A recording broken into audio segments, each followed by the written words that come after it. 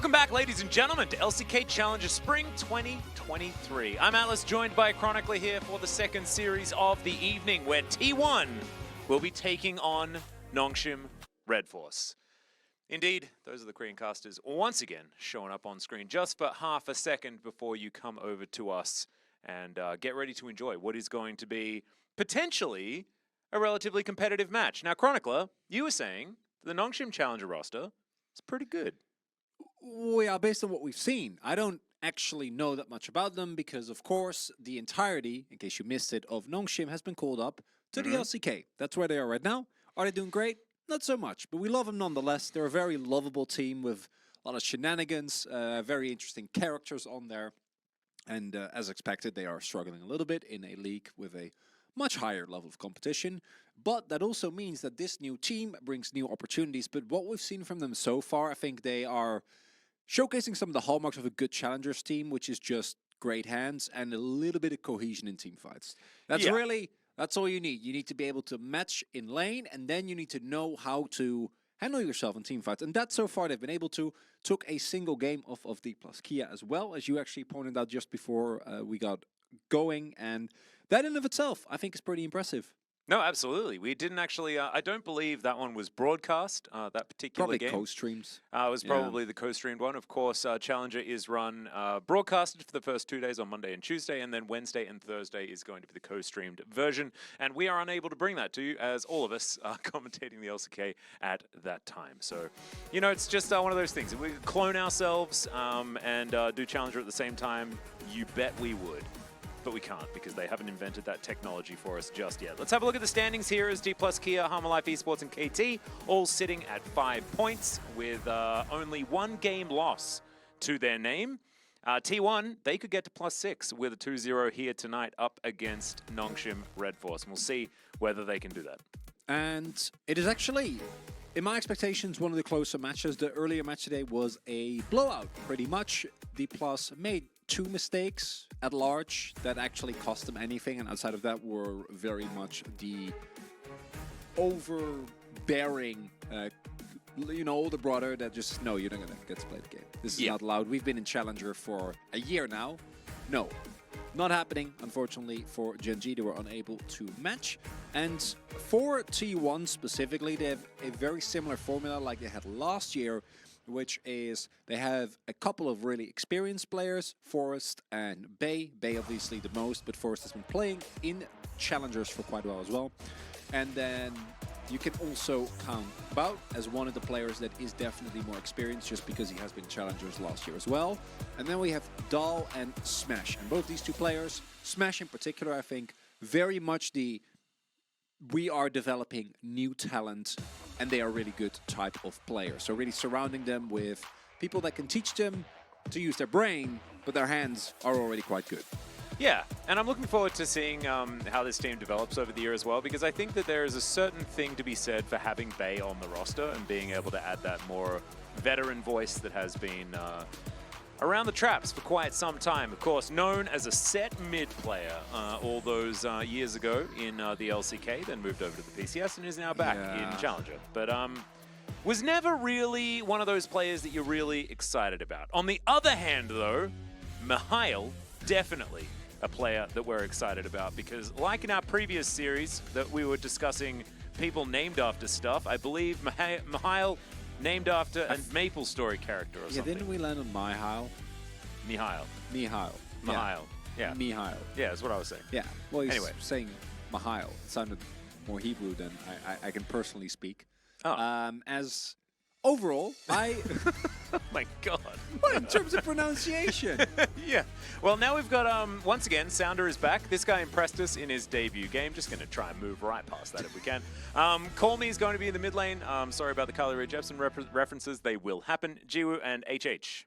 Or Maybe we just call him Haha. Yeah, I think Haha sounds great. At this point, I would be more than happy to, as you could just call him H. Just H. Or double H. I think double H is better. Just H? Double H? I think I like double H. I said this last time we casted this team, and you gave me a lot of flack, and you didn't want to do it. I wanted to call him I didn't personally appreciate it. It was a 3 best of 3 day. You know, you got to bear with us just a little bit here. As the key position is going to be Smash versus Jiwoo, and you've been singing Jiwoo's praises a little bit, haven't you? With the fact that this guy was playing on that the championship Nongshim roster, if I remember correctly, has now been replaced by Vital, who made his way back onto the team and is now up against Smash. Here is Jiwoo. And Jiwoo was able to fill the shoes of Vital, which in of itself, very strong player. If you just watch LCK, might not feel that way, but I guarantee you that with the right team, we've actually seen him shine. Was very good in the LJL as well when he played there on Sengoku. Now, Smash is a very, very cool player. As far as I have been told, I don't watch Academy myself because I am already in a severe lack of time, but is a player that has done exceptionally well in Academy, is a definitely exciting prospect. It's also one of the first prospects in a while that actually has been part of the T1 ecosystem. Players like Photon, for example, are not really part of that. They played on T1 Challengers last year, both Photon and Toland, but then those players before played on Live Sandbox, and before that, Photon, for example, came from what was actually Gen.G. Where he was scouted originally. So Smash won from the same pipeline as players like Gumayushi and Zeus, which are definitely names that if you watch any League of Legends in the last year, you will know. Yeah, they're pretty good at good old League of Legends. Smash seeming to be able to at least work up to that, and has had a decent debut so far. And I think this is actually going to be a pretty decent test. So far, the road for T1 hasn't been too rocky. As far as their opposition are concerned, we'll see whether Nongshim can give them a rough time here, or whether we're once again just going to have like the full salty run back to back exactly the same game, which I very much hope we don't have. That was what we experienced in our very first match here in Challenger. Didn't work out so well for Gen.G, as D+ Kia did manage to take that 2-0. It was a toughie watching it the first time, and then the second time, I'd say it was better. I had a little bit more peace with it. We already knew what was going to happen anyway, so there was no issue there. Everything was set in stone. Yeah, I think that made it worse for me. Really? Yeah. How so? Well, just because, I mean, there's plenty of stuff for us to talk about, but if we had to talk specifically about the game, it made things more difficult, I thought. Because, you know, we'd kind of already said everything. Well, it was a very different game in terms of how it played out, so I don't know what you're talking about. I would never complain, I mean, the way that I saw it was D+ played well early, then threw their lead, then got their lead back and won the game. And I think that explains both games. You guys can't see my facial expression, but that's what is making Atlas giggle, because I am indeed having to maybe cave a little in regards to my assessment of the game. But I've been tasked with banning certain champions, so I have to ban Lucian and Zeri. Okay. On request. Server-wide. Gatoran told me that that's what I have to do.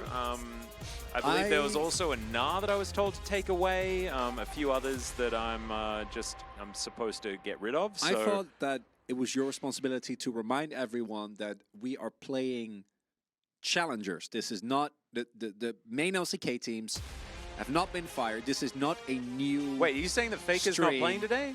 No, he's not. In fact, I'm sorry to say, Atlas, it's not happening. Is he playing on Saturday? I don't know from the top of my head. Yes, he is. It's the Saturday Showdown. Don't miss it. Oh my god, of course. It's the T1 D+ one. It is. It's going to be a big one. That is going to be an absolute how does banger. he know? And I'm like, of course he knew. As we cannot give you Faker. Faker is playing on Saturday for sure, and there's one other day somewhere throughout the week when T1 plays in the LCK. This is Challengers. We do things a little differently here. We actually interact with chat. Everyone has to be nice. Right now, we can't ban you just yet, but we will be able to at some point, hopefully. And if you're not nice now, we are gonna remember you. We know, both chats. We can read, we know everything. And Faker, by the way, has not retired and does not work at Chovi's camel farm in New Zealand, okay? Gatoran is definitely just trying to send you down a wild goose chase or wild camel chase or something like that. So don't. Oh, yeah, there you go. Yep. Jort, I see you calling us clowns. As soon as I can, banned. Yeah, see, we would. But, oh, I also do need to finish off our conversation about After draft. sandwich meat. But we'll do that after draft. And what the peanut butter and hagelslag is. We'll Yeah, get to it. something like that. There's something We'll in get to it Chronicler's throat. I'm going to take over. Let's get into the draft here. T1 on the blue side to start things off. The cat has been banned, so at least I did manage to do that one. Caitlyn and Ash taken off the board, as well as Sejuani. So 50% of the bans so far. We're casting too much leaf, 50% of the bans are Freljordian in nature. And I think my mouth was just preparing to say Freljordian, which can be difficult, and I instead decided to butcher Sejuani. It's a tough word. I get it. I respect it. As Ryze is banned this time around, Varus still open, Heimerdinger still open as well. Heimer has been ignored more than I think he should be. It is as much as an auto win in terms of laning phase that you're going to get. Also, okay, well now you have to. If you don't first pick Heimer as T1, I will be sad because Heimer is... Would it be Nami though, won't it? I feel like I just have I have a Nami feeling. I don't know. I don't think you can get away with Lucian Nami into any Heimer lane. Oh, this would be even better though. They're not blinding Draven, Atlas. It's not okay, happening. it's Maokai instead, so they're going to send the onus over towards Nongshim. So ideally, we see the Heimerdinger pick up here, and then you can hold off. You can just pick Heimerdinger Varus, and I think you're extremely happy. You can also eschew whatever we have learned over drafts and the last couple of days, and look, Cassante and Zeri. So the champions are the same. The order is very different, and okay, well, I guess we just ignore that Heimerdinger is a champion that exists and automatically wins a lot of lanes. So what I said kind of eventually came true, but it didn't, as Lulu is going to be picked up. So Heimerdinger is just not as strong as Chronicler has said. He is. He's new to this. So. They banned Karma as well. Why would you ban Karma and then give over Lucian? I'm very confused. I can tell. It's okay. We'll keep it together. We'll keep it together, and everything will be fine. Lee Sin going to be banned away from Sounder. I believe we actually casted his first game of it. He's played 3 so far here in Challenger. So just getting rid of some comfort for him. Can go towards something else a little bit more early game, a little bit more ganky if the Elise is left up. We'll see whether they do actually decide to do that, as Wukong is going to be taken away instead. So first pick. Out of the gate here, I would like to see Call Me with a bit of counterpick agency, so a jungler would be great. Same. As, alright, this would be definitely different. Tree versus tree?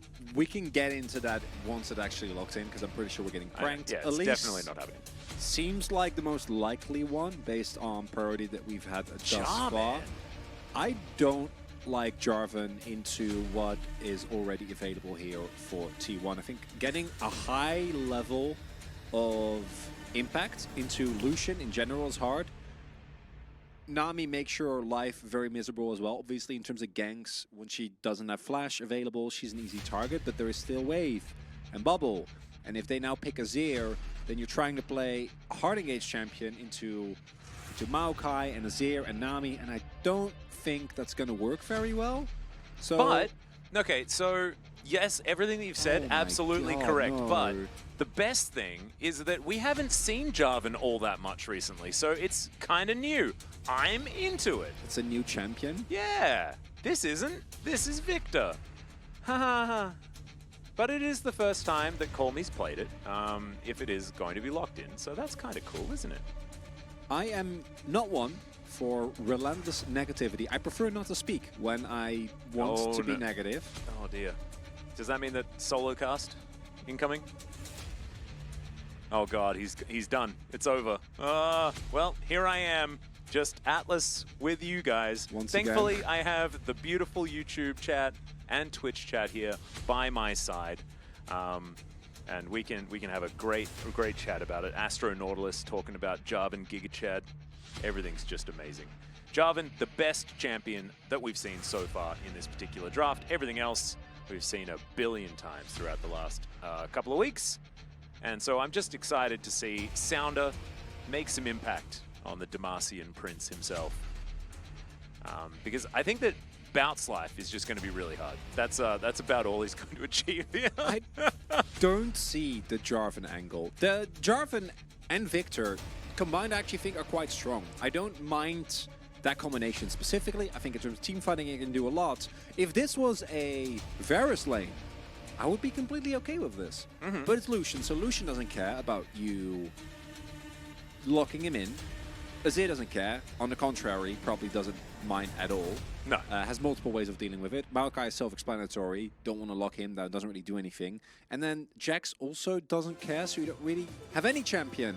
That mine's getting taken down by Jarvan, so I think for Nongshim, it really is an uphill battle here. I don't know if they're able to get a lot of priority due to that draft as well. Left the Heimer. That could have given them maybe a bit of an angle in the bot side of the map. So overall, T1 to me, very clearly the favorite here in terms of drafting, but it's Challenger, so none of that matters. All that matters is how we play it out.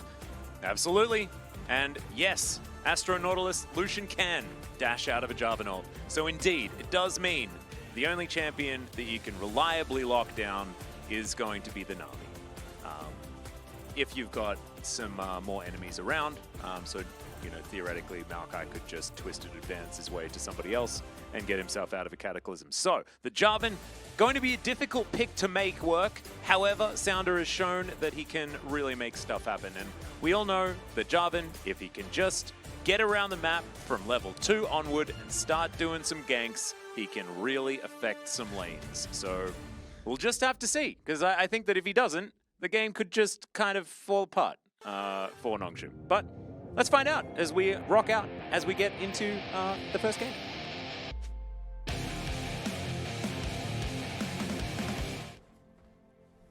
Wow, that was a really, really fast rock out They session. keep getting shorter.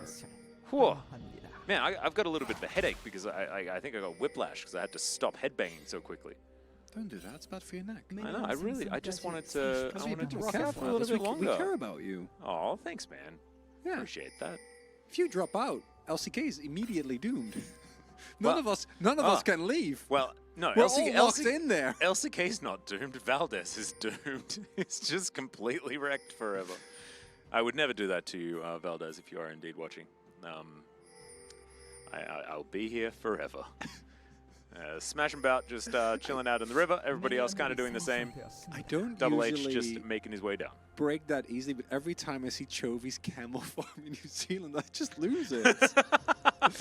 Oh, actually, Dull, do have to mind here, or mention here, going for the Ghost and Lethal Tempo. His level 1 is nuts. Yeah, that actually looks really, really Last scary. time we saw it, it was Humble Life King, and who then promptly ran into the enemy jungle by himself and won. Forced a flash of the opposing jungler, which at the time was Willer in the Live Sandbox match. Not going to be the case here. Ooh, and we've got Fisherman, Fisherman Jax as well, definitely on theme. Very, very happy with that.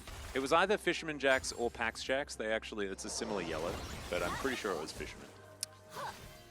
So, let's get to the question on everyone's mind, Atlas. Okay, so what were you talking about previously when you were talking about your favorite lunch meal? Yeah, so let's provide a little bit of context here, otherwise it's going to sound a little bit weird to just immediately non sequitur to this subject. There was a question posed in chat asking what was our favorite sandwich meat, and you said something sensible like turkey. It was turkey. Yeah. Old level 2 gank, a Jarvan staple, but they boarded because they are aware that Jarvan loves to gank level 2, and unfortunately for Sounda, he was spotted. Entire bot side is lit up, and he will not be able to do anything. Yep. Anyway, back to sandwich meat. So yours was turkey, and mine, I said, was Straz. And Straz, I thought was an Australian thing, but Australians in chat all didn't know what the heck I was talking about. Apparently, it is Strasbourg sausage, which is probably sausage that did originate from the French city of Strasbourg. I think Strasbourg was in France. I think that's something that we learnt while I was trying to Google a thing that I thought was normal, but wasn't actually normal. And that's what I used to have in my sandwiches back at home in Australia. So Very it was nice. actually correct. Yeah, Rockhopper, I'm sorry, mate. Yeah, didn't mean to put that down as an Australian thing. It's apparently just an Atlas thing. Is this live? No. No, we are in fact not live. This is a, depending on who you ask, either pre-recorded or it's an AI. We haven't really Is that been Ahmed able to official find out. coming in with that one? Yes, this is in fact not live. We just managed to time talking about a theoretical question that you may pose in the future on the VOD. Isn't that incredible? We have skills. Oh, thank you for asking, chat. Soup is indeed my favorite first meal of the day. Ooh, I really Vegemite or appreciate Mighty you. Mite? That's an interesting No, question. not And it's Vegemite. Vegemite. Vegemite's the No. only answer. No. What about Marmite? Did you have Marmite when you were living in London? Yeah, I didn't care for it particularly, personally. I remember my aunt and uncle used to buy Marmite instead of Vegemite, and I didn't realize that they were like going against our national symbol of brown I spread. don't particularly care for either. So going back to what I had, Yeah. my favorite bread topping is pindakaas, which is peanut butter, although in Dutch it's peanut cheese. Because we Peanut actually cheese? Yes, because we actually have some pretty stringent laws regarding what can be called butter. Oh. So it's not allowed to be called butter. The Dutch dairy industrial dairy complex, authority? the dairy lobby apparently has a lot of power. So you got like a dairy mafia over there or something? supposedly back in the day. So back when peanut butter came around, that was something that was big, and then topped with hagelslag, which is Dutch for chocolate sprinkles. Oh, sounds Yeah. delicious. So that's like Reese's Pieces, but fully Dutch. Yeah, basically. Absolutely amazing. I didn't know what Reese's Pieces were until I was they're like so good. 20 Those- or something. He's 'Cause it was- waiting. Yeah, Sounder is really biding his time, for better or worse He right got now. spotted More again. wards. Oh god, his life is just tough. It is not. It's not an overly successful ganking lifestyle that Sounder has put together right now. It's not at all. And then post level 6, he's going to be stuck being Jarvan into Yeah. the T1 team comp, whereas Forest has gone for a more sensible choice. Is an overpowered tree that follows overpowered little kitties in pajamas. Fair bit of damage onto Double H there as Jiwoo trying to go aggressive here. The bubble going to be avoided as the jungler's going to do battle as well. Sounder forced to run away yet again. Feels like it's been his entire thing. As False Angel, absolutely. Peanut Butter and Honey, one of my personal favorites. Used to have it all the time. Just brilliant. Anyway, in the mid lane, bit of aggression onto Call Me there. As you can see, Bay is putting on a fair bit of pressure in the mid lane. T1 able to enter the river very comfortably. And it's going to mean that just in general, the amount of control of the game is going to be largely on T1's side. Control going down here. And yet again, the shutdown continues.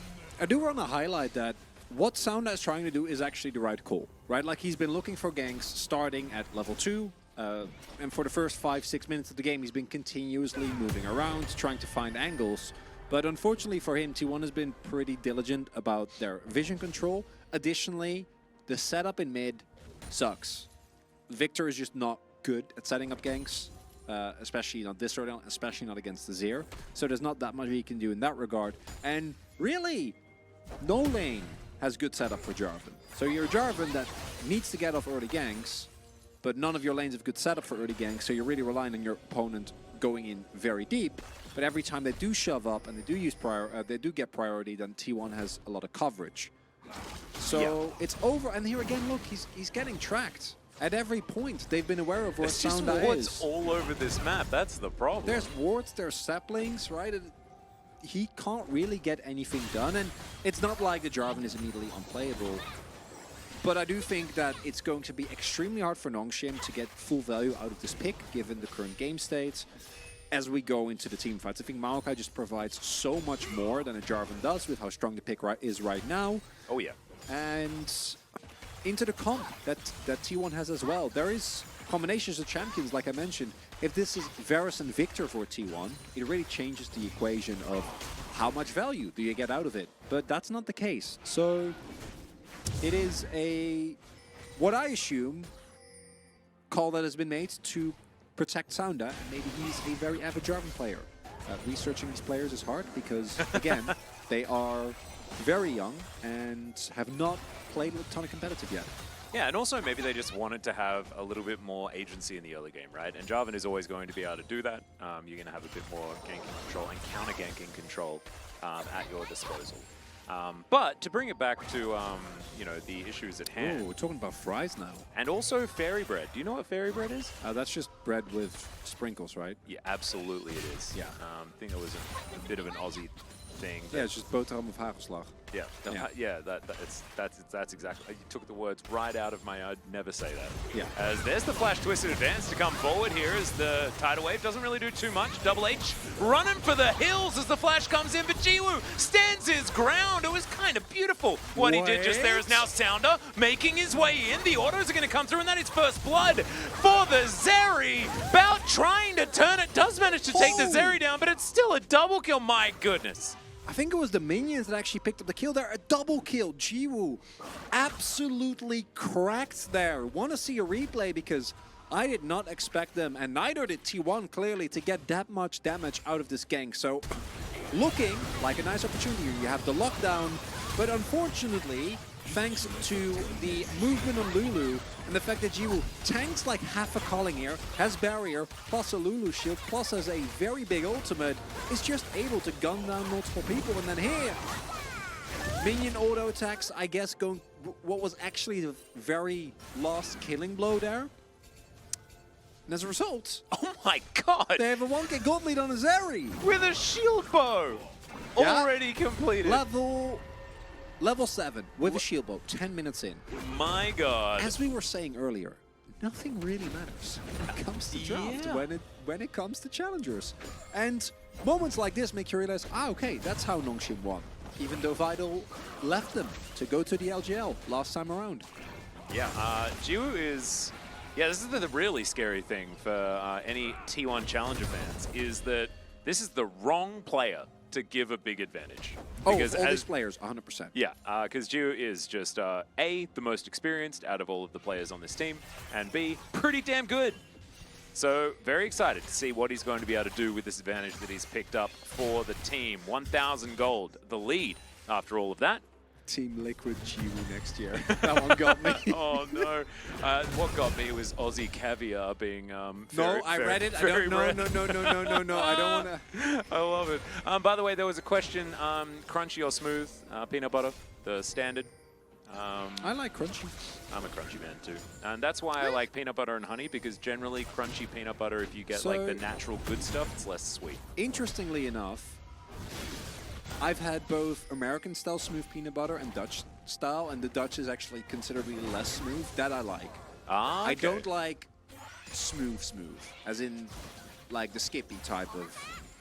Yeah, I like the natural peanut butter that's like, it just kind of looks like peanuts in peanut oil, pretty much. It is. Yeah. Because that's what it is, exactly. Yeah, you don't really need to add anything. Yeah. And then you don't really need the word butter even in the title. It's just kind of peanuts, crushed peanuts, I guess you could call it. Anyway. I guess. I don't think that sounds very appetizing, but you do you. Speaking of sounding certain ways, Sounder is going to come down towards his bottom side, drops off the Rift Herald. Yeah, that was a pretty smooth segue, I thought, as the Aqua Prison is going to be dodged momentarily. Jiwoo collecting even more money and feeling fantastic about it. Sounder clearing out some vision, but not going to be able to get that last hit. A little bit of a shame there. As Call Me is maybe going to push this wave in. Do you think that we could finish like every sentence that we talk about Call Me in with maybe in some way? I've been trying. Yeah, me too. But I think it really should speak to the experience of a caster that they can do that every time and make it sound very natural. Well, we'll try to do it. You guys try not to notice, okay? That is, the questions in chat get more and more complex. Kimchi cheese sandwich? That sounds amazing. No, Forrest not looking so amazing here. Sounder looking to try and get himself a knock-up. Yes, old. Yeah, Double H coming forward as well. Bout will turn up Ebb and Flow to heal the tree once again. No, I'm talking about a comment in the YouTube chat. Oh, the YouTube chat, sorry. Yeah. About Herald, which deeply disturbs me. Someone's talking about hobbits. What do you... Whoa. Cardano. I don't know about that one, buddy. If you're a Twitch chatter, save yourself. from reading it as we haven't engaged. All right, Nature's Grasp coming on forward there. Nice little catch onto Call Me in the back line as the Emperor's Divide is just massive. Double H goes down immediately and G is going to get collapsed upon T1. Incredible team fighting, my goodness. Beige is coming in and salvaging the game. Importantly here, Nongshim did get the Drake, but it's just an individual dragon. Doesn't end up meaning that much, and this is experienced mid laner Bay. Oh the yeah. International veteran of the roster. I can't believe I'm saying it, but it is factually true. Yeah, absolutely. And actually had a really good international performance as well at MSI. Yeah. As unfortunately for T1, they were aware of where Bay was. They were, however, not ready for him to flash over, and the moment that the Azir is able to get the bot lane served up on a dinner plate, there's no way you're ever winning the fight, as Nongshim, your main lead, is indeed in Mizari, so being forced to fight when she's already taken down is a big disaster. I got distracted, I'm so sorry. Just because I saw the weirdest question in chat. Okay, hit Do me. you put the milk or cereal in first? Well, that's not weird. That's very classic. Is it's it a classic though? question. I Yeah, haven't heard that one cereal, before. It's cereal first. I mean, yeah, but who would ever put milk first? That's crazy. Well, we are not being judgmental on the Challenger broadcast, Atlas. You know, our one core tenet. I can't believe I haven't seen that. Milk first? What? Plumps, really? We are not judging people, Atlas. That's not why we're here. Whoa, that's mind-blowing. I didn't even know that that was a thing. Wow, that's really, really You cool. spend so much time on the internet. I know. I feel like I've really dropped the ball on this one. How have you dodged this for I don't know. some 30-odd years? Well, maybe I've seen it before. I've just tried my very best to forget that that was ever a thing that people don't do the same as me or something. I don't know. Maybe I feel really strongly about this. So currently we like subconsciously. we have Twitch talking about cereal, whereas on the other end YouTube is still stuck On the taste of shellfish on Summoner's Rift. Oh, I love that we have two very different communities with a different approach to I what know. constitutes a nice night of challenges. Wills, it's going that is fantastically well. heartwarming to me. I know, it's a beautiful time. It's a beautiful time. Yeah. And in the meantime, we do have Nongshim with a slight gold advantage. They've got themselves that Herald crash towards the bottom side, which really has helped them continue a lead. Chronically just smashed his knee into the desk so extraordinarily hard. I'm actually worried you guys heard it. It hurt a lot. Yeah, it sounded like it did. Are you going to be okay? No, it actually hurt a lot. I had to stifle a shriek of pain. Yeah. But I will be okay. Once we get the ambulance here, he will be absolutely fine. As I apologize. Sounder is going to run the sapling into Double H. That's a feels bad. And overall, we are not really hitting the pace of Peak Challenger, although generally they do tend to wait a little bit before Insanity truly arrives, as Sounder does have his Radiant Virtue finished. In general, the one-item spikes for Nongshim are quite strong here. Good look for an angle. Yeah, he's looking pretty aggressive right now, as Mihail not going to be in too much trouble right now. Jiwoo just dashing around, does have that ultimate activated, I believe. Thought I saw it. He did. Yeah. Yeah, it's still active. Yeah, So there we go.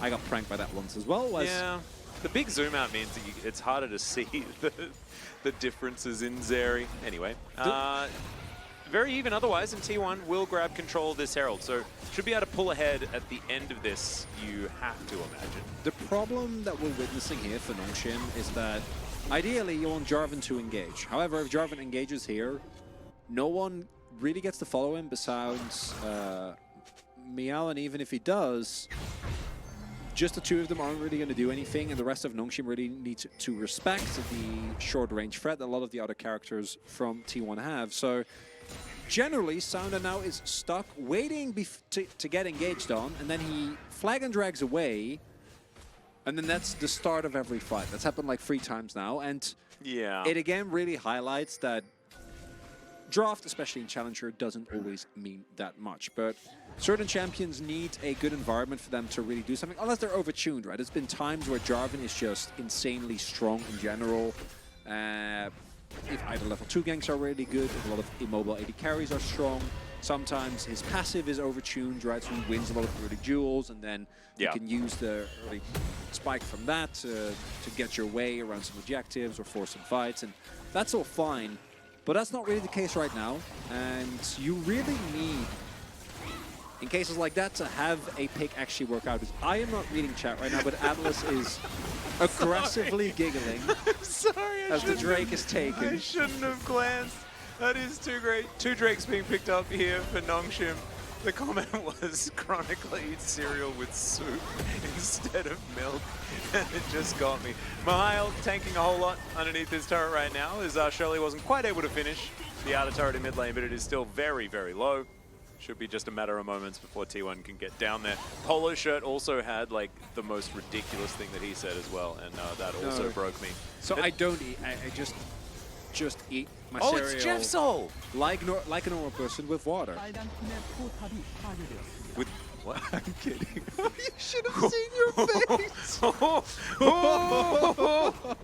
You know, I've got strong feelings about how you build cereal, okay? Oh, I could never. I could never. Oh my goodness. Okay, well, now we've got a fully irrelevant Soul, which Nongshim fans probably pretty upset about, because they've done pretty well stacking up a couple so far in this game. You know, just a bit of tenacity and this, that, and whatever.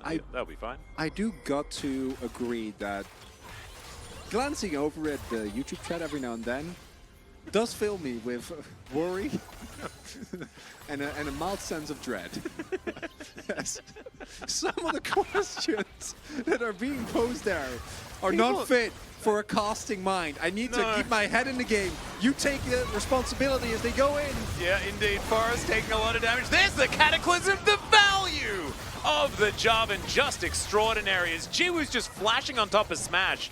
Does so in order to avoid the Aqua Prison, but Smash does flash his way out of there. He got slowed down by a sapling, so he couldn't chase anymore. Oh, it's a bit sad. Little bit sad. A little bit of extra damage being done by Smash in that one, but Jiwoo is still a force to be reckoned with. Not a lot of flashes remain on either side of the rift, outside of the mid laners, who are the only ones that are acting somewhat sensible at this point of time in the game. I'm going to call not worth for Nongshim, mostly off of the fact that Jiwoo, Sounda, and Double H both used their flashes, whereas for T1 the only flash that really matters is Forest's. As Lucian, you have so much building mobility that obviously it's still better to have it, but you're not fully relying on it. This is Forest, as we have seen at his worst. One of the more flippy players that we have within Challengers, as very nicely done there by Jiwoo, but unfortunately not able to chase at all, thanks to the sapling in general. Hard to chase down Nami and Lucian once they've actually made their way over. Runan's now also done here for Jiwoo, so 2 item spikes are starting to come through. I really like that build too, the Runan's into Quick Blades build. Yeah, although we are seeing the Vamp Scepter, so... Oh, we have seen Bloodthirster with this build as well. We saw that yesterday. Wouldn't mind. Considering the fist fight we have in Challengers. And also not a lot of range necessarily on either side, I guess. So just being able to stay in there and go ham sounds real good. Cuz Zupa Dupas were the best. Huge fan. Very happy. No idea what also, you're talking people about. saying Fizzy Drink, Polo Shirt, giving away his Australianness, or their Australianness, for $1. Oh my goodness, also giving your age away there a little bit as well. Unless you went to a pretty, you know, like super value-orientated school. Well, Snack? Oh my god. I have no idea Quethanadolia? Amazing. I have no Absolutely idea what amazing. you're talking about. I'm going to try and focus on the game again. Yeah, okay, that's probably a good idea. I actually like this. I should not read anything that happens in chat because I think I'm a sensitive man. I'm a bit more affected than you are. So I'll leave it to you to keep the community interaction going. I feel like because of the time zone, I'll look at the video game. There's probably more Australian people in chat than there are Dutch people, unfortunately. So I think it's just probably one of those things. I'm sure there's plenty of Dutch people watching. Are Dutch there? people are great. Sound off, Dutch folk. If you could. Han Solo's Greek. Well, that's cool. Yeah.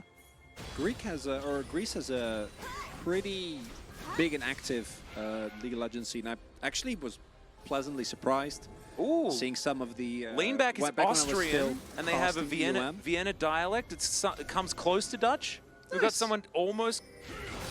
Wait. And Mac is Dutch. There we go. There we go. So, Oh, yeah, every your people are here. Every nationality is welcomed in the Challengers chat as long as you're friendly. That's all we absolutely. ask. Absolutely.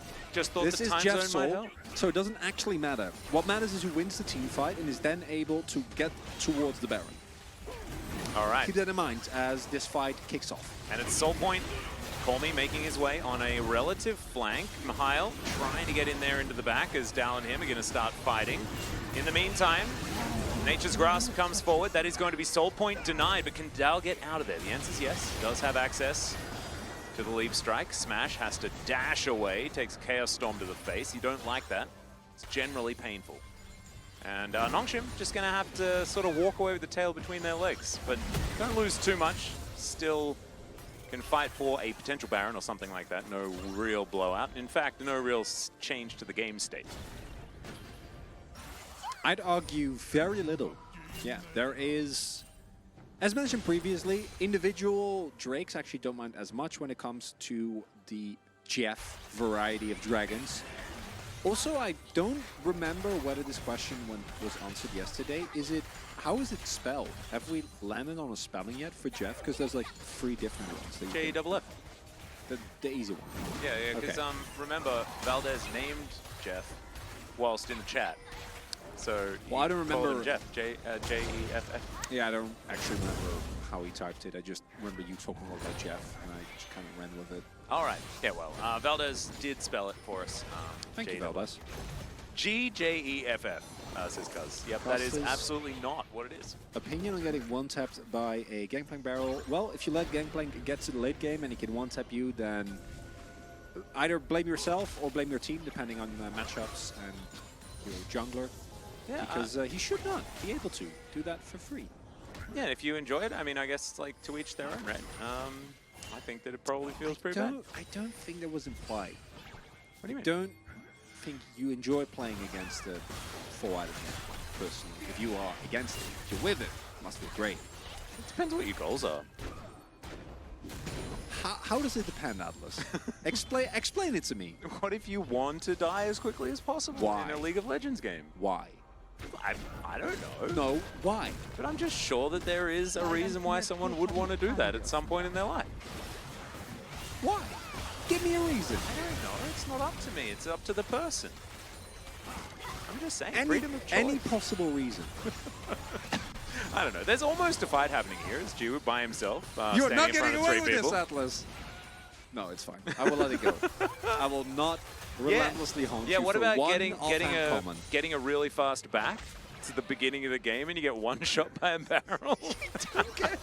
One shot by a barrel at the beginning of the game.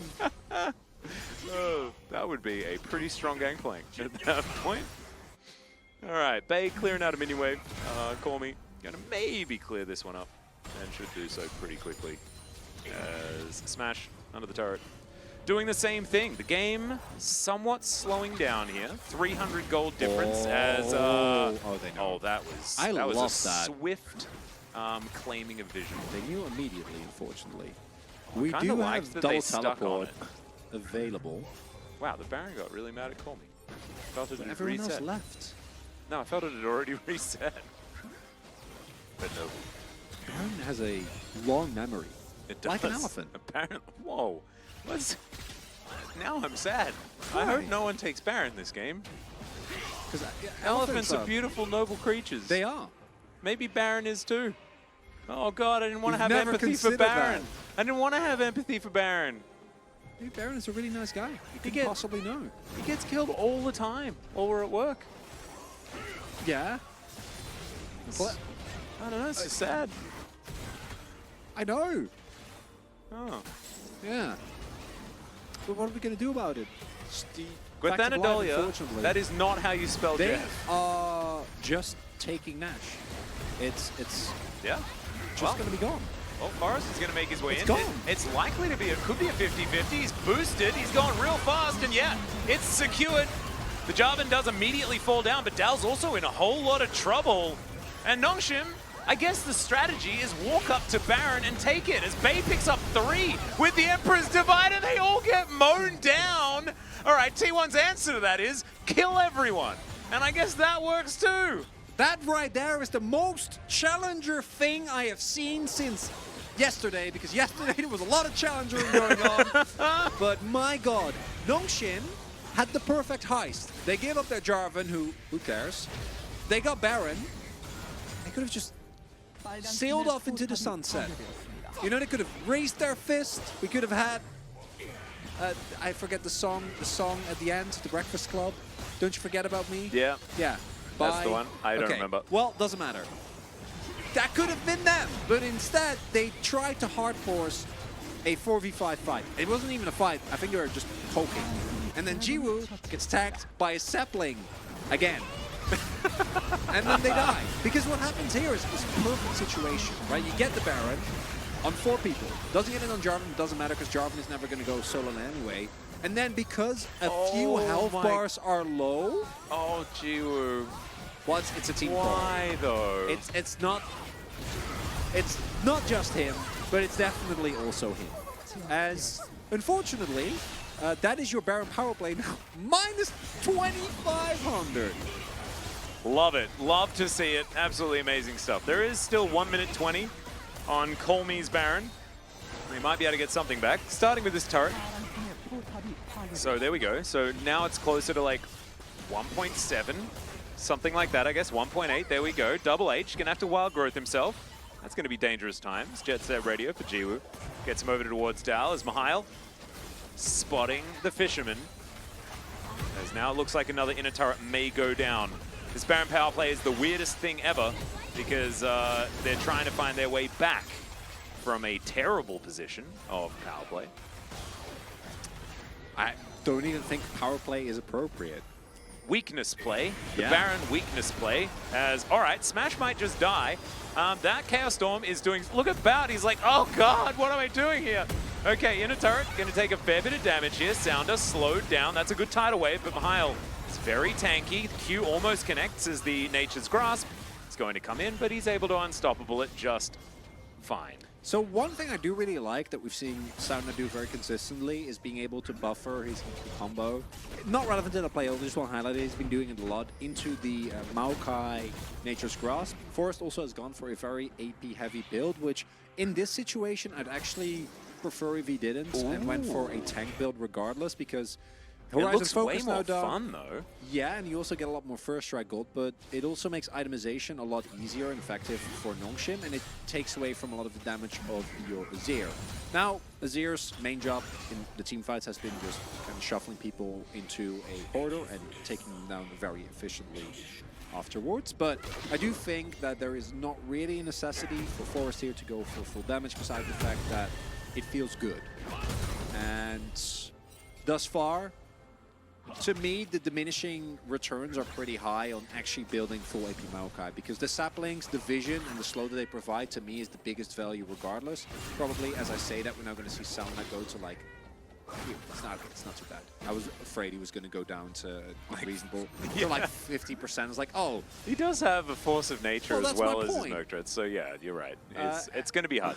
But, you know, when the Maokai finishes his Death Cap and Void stuff, he's going to be doing so much damage. It'll be fine. That'll be really soon. As our Sounder's going to be able to walk faster than the cat. What are your thoughts on calling Baron Sean? That was a suggestion. I'd consider him more of a Steve. Steve, really? Yeah. I think Sean is kind of cool, you know? It's Baron Steve, you know? He's a Baron, but he's trying to get with the He's times. a bit down to earth? Yeah. But why can't Sean be down to earth? He was actually called Stefan the 15th, but he didn't really want to be tied down by his ancestry. So instead he called himself Steve. Well, that's it's pretty deep. As Sounder also going in pretty far. Nice little Nature's Grasp there, gets a fair few snares, and they do a fair bit of damage as we can see. But nothing too much to come off the back of it. Nongshim still posturing, as Sounder is looking to try and into the enemy jungle and steal something away. Ooh, that culling, doing a fair bit of work there. Mihail needing to tank up a bit for Colmy.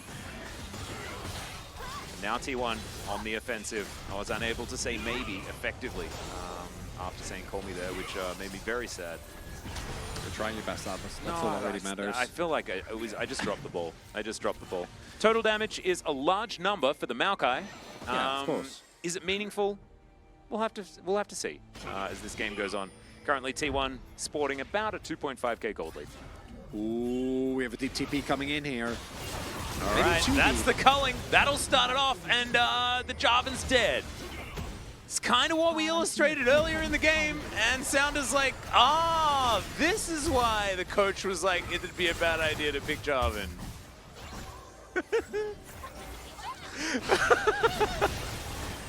What else they were expecting to happen, I have no idea. As Mihail, all right, another Nature's Grasp comes in as that Wild Growth onto Jiu is decent.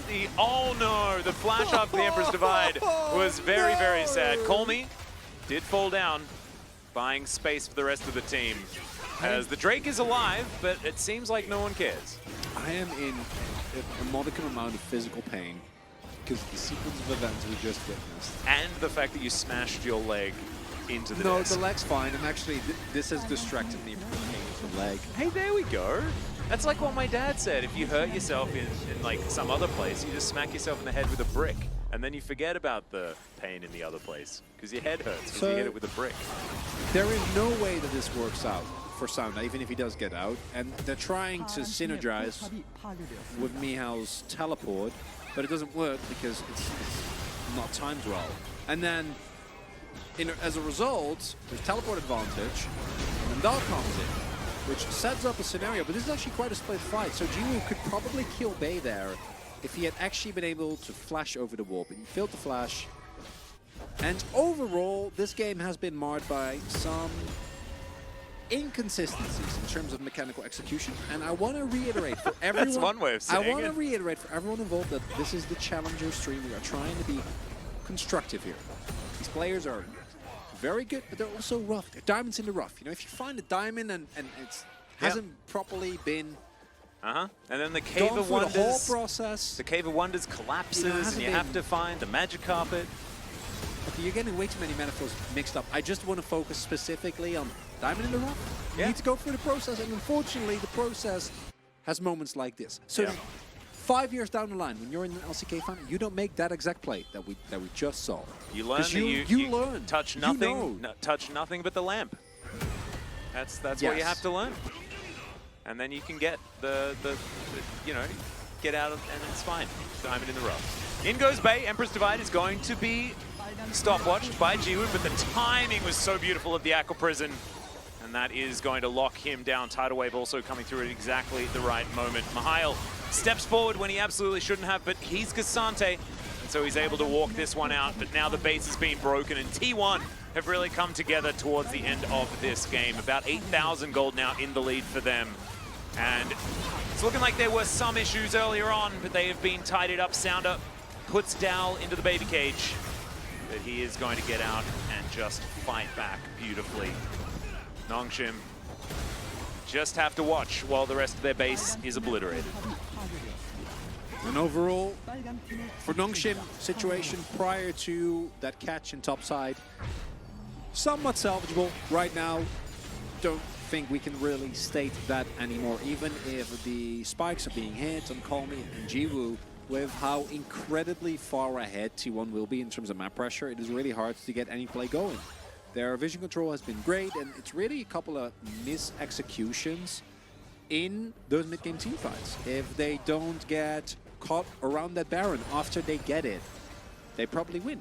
If they don't get caught by Bay around the Dragon Pit, when they know he's there, he was on vision, he was on a ward, it was not like he was coming out of nowhere, they're probably fine. So overall, Nongshim put themselves in a great position, but they are also a challenger team. So actually making a great position work for you isn't always the easiest thing, as much as we might think.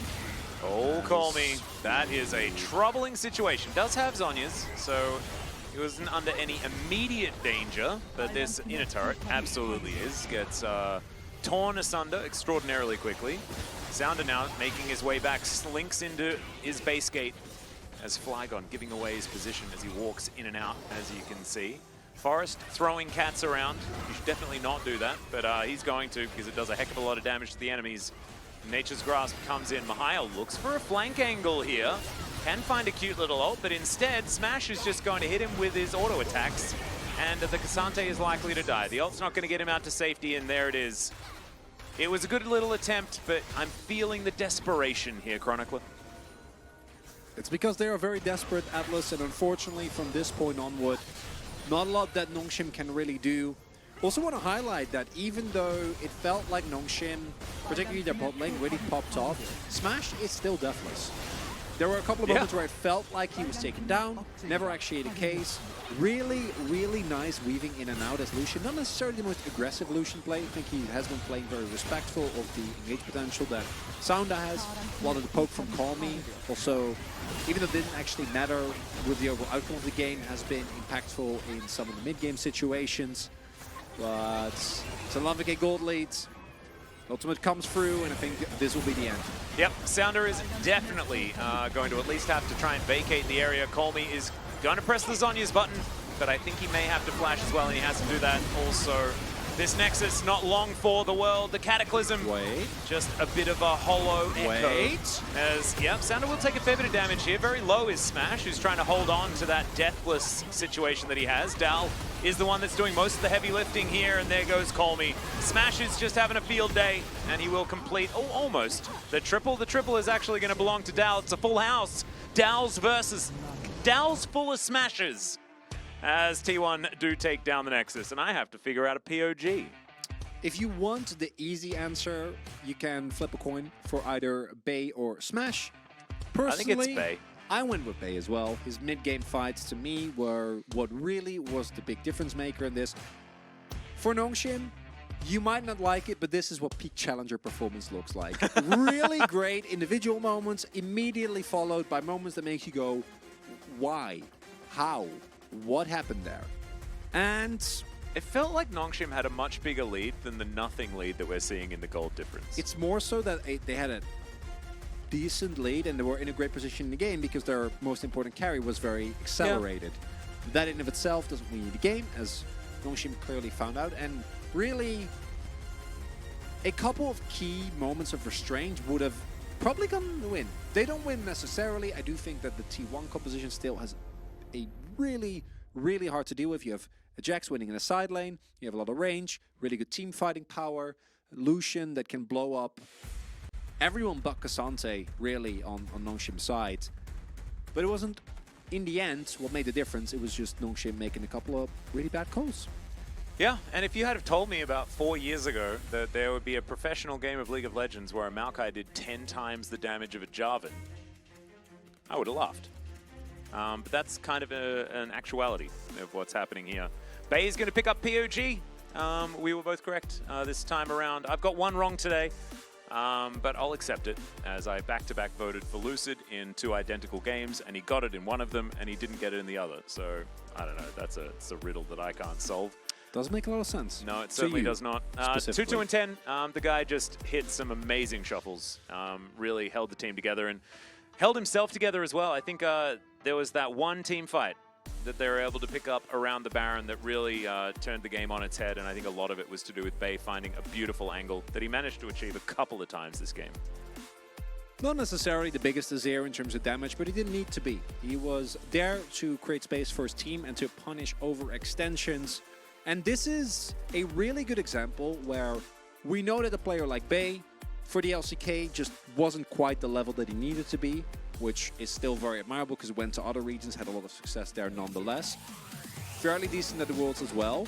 So overall, then coming with that experience to challengers, you should be able to make calls like this. You should be able to lead your team to victory, make sure that they don't make the mistakes that we saw from Nongshim. Exactly right, but Nongshim do have a chance to bring it all back. We're going to go to a short break, and when we do come back, it will be that game number 2. We'll see you then.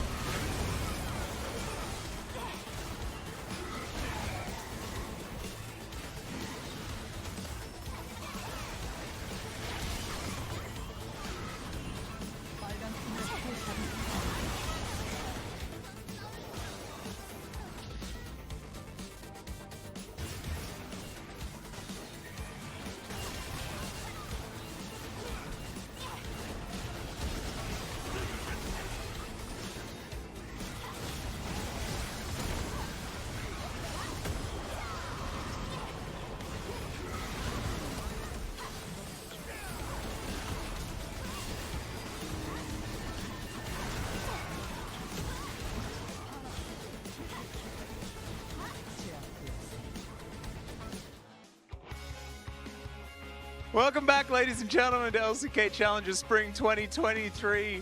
Thank you very much for the endless entertainment you're providing in various chats. YouTube chat for very different reasons than the Twitch chat, not gonna lie. That's not to say that one is better than the other, but one is definitely saying things that are very different to that of the other. I learned that Faker has retired and then hasn't retired, and then because he's signed for 3 years, he's going to court, is what I heard. I don't know, man. There are certain things that are being said across the internet that don't seem backed up. Just to let everyone know, this is Challenger, so Faker isn't playing because he doesn't play for this team. Bay plays for this team. We're on day 1 of our 7-day work week because Atlas and I are going to be doing 1 day of Challengers, 5 days of LCK, and then another day of Challengers. I'm already losing it. Having a great time, to be perfectly honest. I think today has gone absolutely fantastically. I do want to clear something up. We've had a request in chat for quite some time about the names of Baron and the Elder Dragon. Bazza and Dazza was something that we used to throw around in the OPL back many moons ago. It was approximately 2015 that we had this conversation, talking about different names for different things.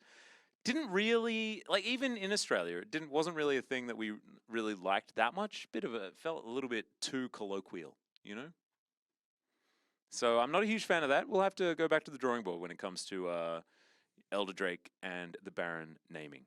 I still think Sean was great for Baron because it makes no sense at all, and it reminds me of the sheep from Wallace and Gromit. I guess I'm not sold personally. I gotta say, okay.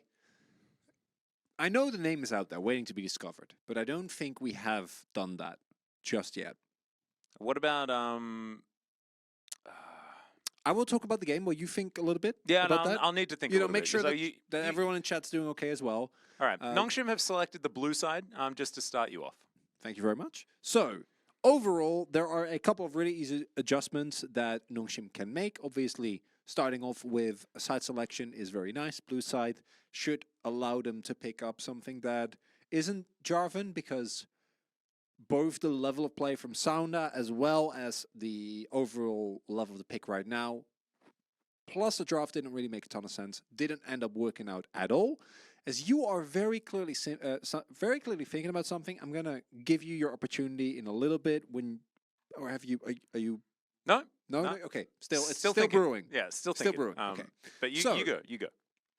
Going into the next game, the two biggest differences besides the draft were that even with the lead that was set up, there was a seeming inability for Nongshim to recognize when to go in. Why did the Nuclear fan run away? I'm very glad that Nuclear got put on camera. No, I'm trying to focus. I'm trying to talk about the game because I have already been thrown off way too many times tonight, and it's a new me. Gone is Shenanigans Chronicler. This is hard-hitting analysis chronicler. Don't start by laughing. Okay. Be the ace of the year. I love that. That's actually pretty good. And the other one's Smash, done in a kind of similar way. Yeah, it's the classic Korean thing where you take every syllable and then you write a word with it. I know the first word is also Smash, so it says Smash 2 ways. The rest I unfortunately have to fold because I can't. I want to say they're talking about how good his kiting is. Yeah, something like that. That's the only word that I really recognize. Thank you for that. Me, I guess. I was. I don't know. Take it away, Atlas. I need a moment. No worries. You are getting a little bit of a suggestion in the chat. Someone saying that you should play more AAA games. No idea what that means or why you'd ever want to do that. But that's absolutely fine. One thing I'm pretty excited about is Witcher 3 getting that new ray tracing edition coming out soon. I've never played. Neither have I. But I'm really excited to do it with some cool graphics. Let's hop into pick and ban here for our second game of this particular matchup. Nongshim have selected the blue side. That will be a big old change-up. No salty runbacks this time because we're on different sides of the rift. You love to see it. Caitlyn and Yuumi both taken away as well.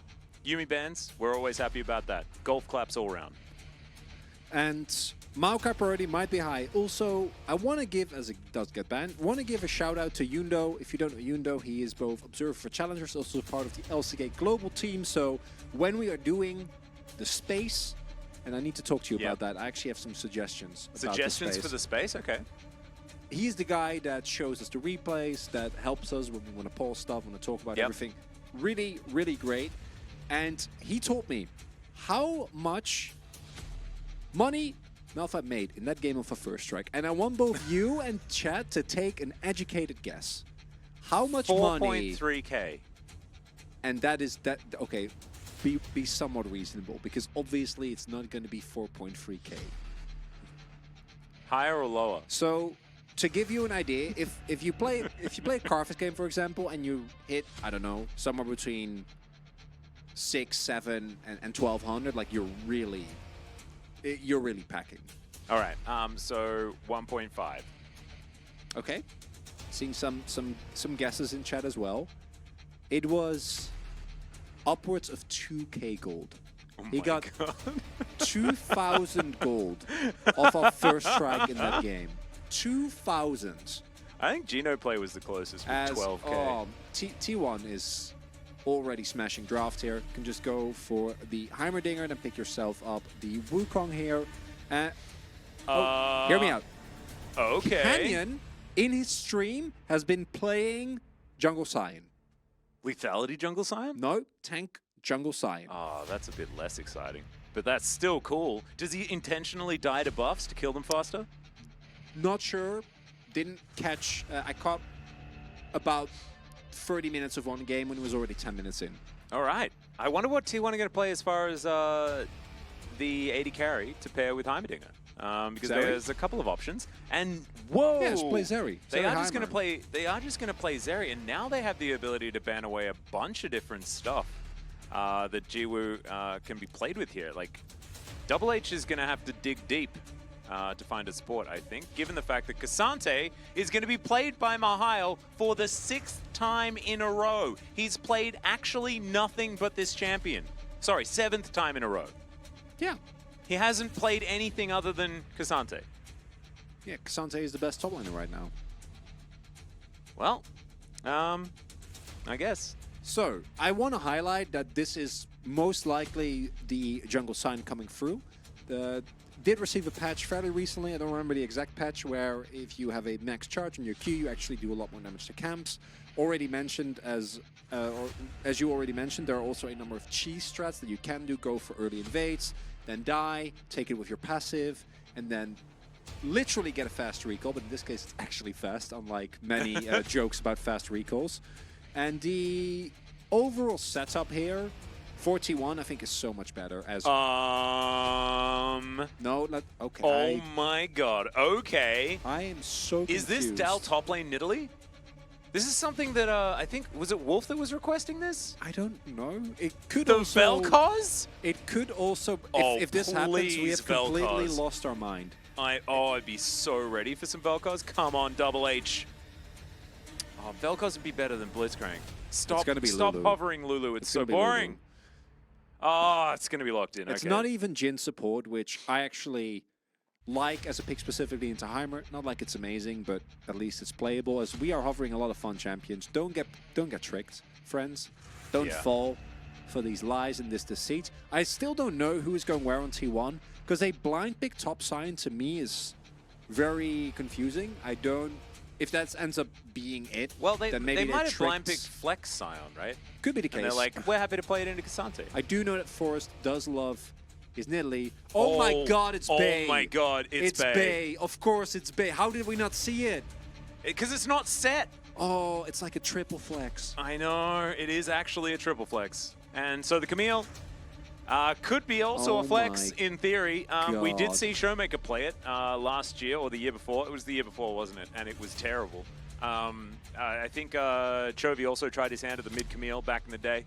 Not going to be a thing. Dal's going to be playing that. Bay on his Scion, and Nidalee of the Forest will be picked up by Forest. So in case you're not aware, these are champions that exist within League of Legends. If you're a new viewer, you might not know.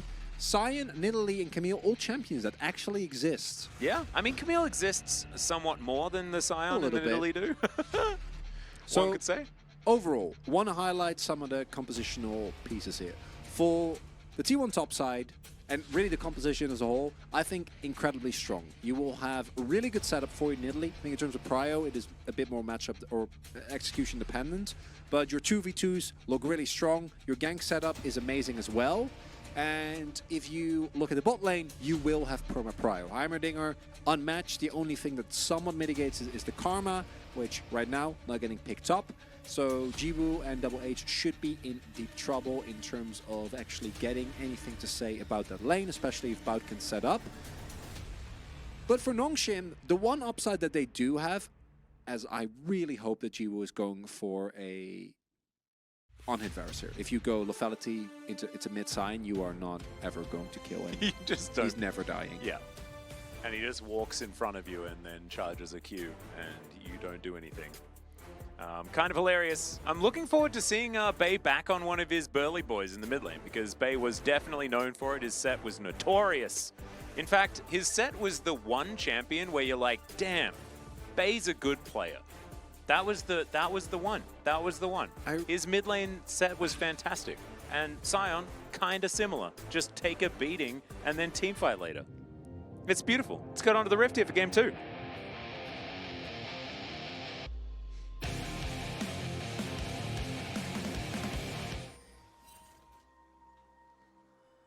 All right, here we are, onto the Rift for game number 2. As you can see, lethal tempo Varus.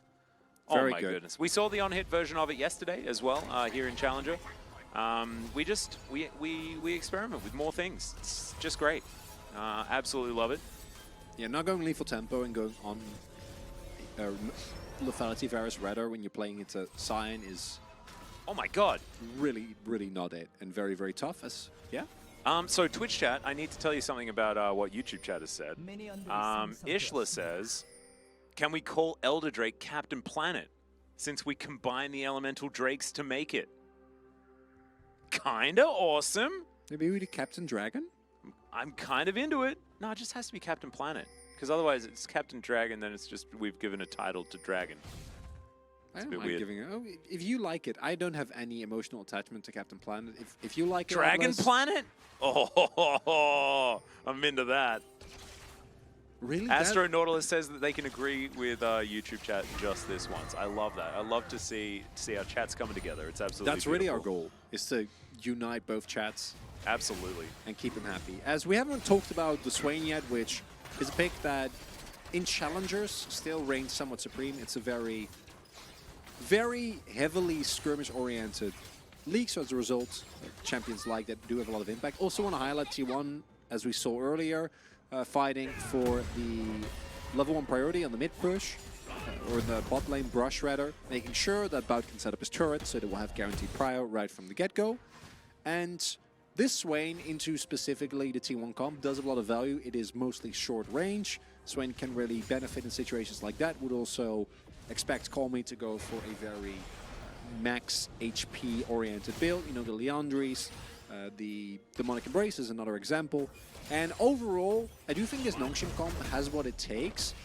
I think for T1 though, especially once the ultimates are available, once we're post 6, it is really easy for them to set up plays with the Nidalee. Additionally, Nidalee into Wukong, really good matchup. Nidalee is able to really bully the Wukong. Wukong relies for a lot of his early skirmishing on his passive, which armor doesn't really do anything at all to a Nidalee. Ooh, that was some high-value trading there from Bay. Able to grab himself the cannon minion, as well as get a decently charged Q on to Call Me. And yeah, that is the one thing I really like about this. I agree. The Nidalee into the Wukong situation, because this is something that when Wukong was meta all those months ago for the first time, a lot of people did come out with in order to answer it. So yeah, Nidalee and Koff is both very strong. Although they are currently not matching in terms of side, pathing to an opposite direction. So early on, Forest not really going to find anything. Ow. Yeah, this is not a fun lane. I don't know why they opted into this. No, it's to lure them into a false sense of security As Sounder comes on over, gets spotted by a ward, clears it out. And so now the T1 bottom lane is going to have to play pretty safely. Dal and Mihail just hitting each other with different buttons.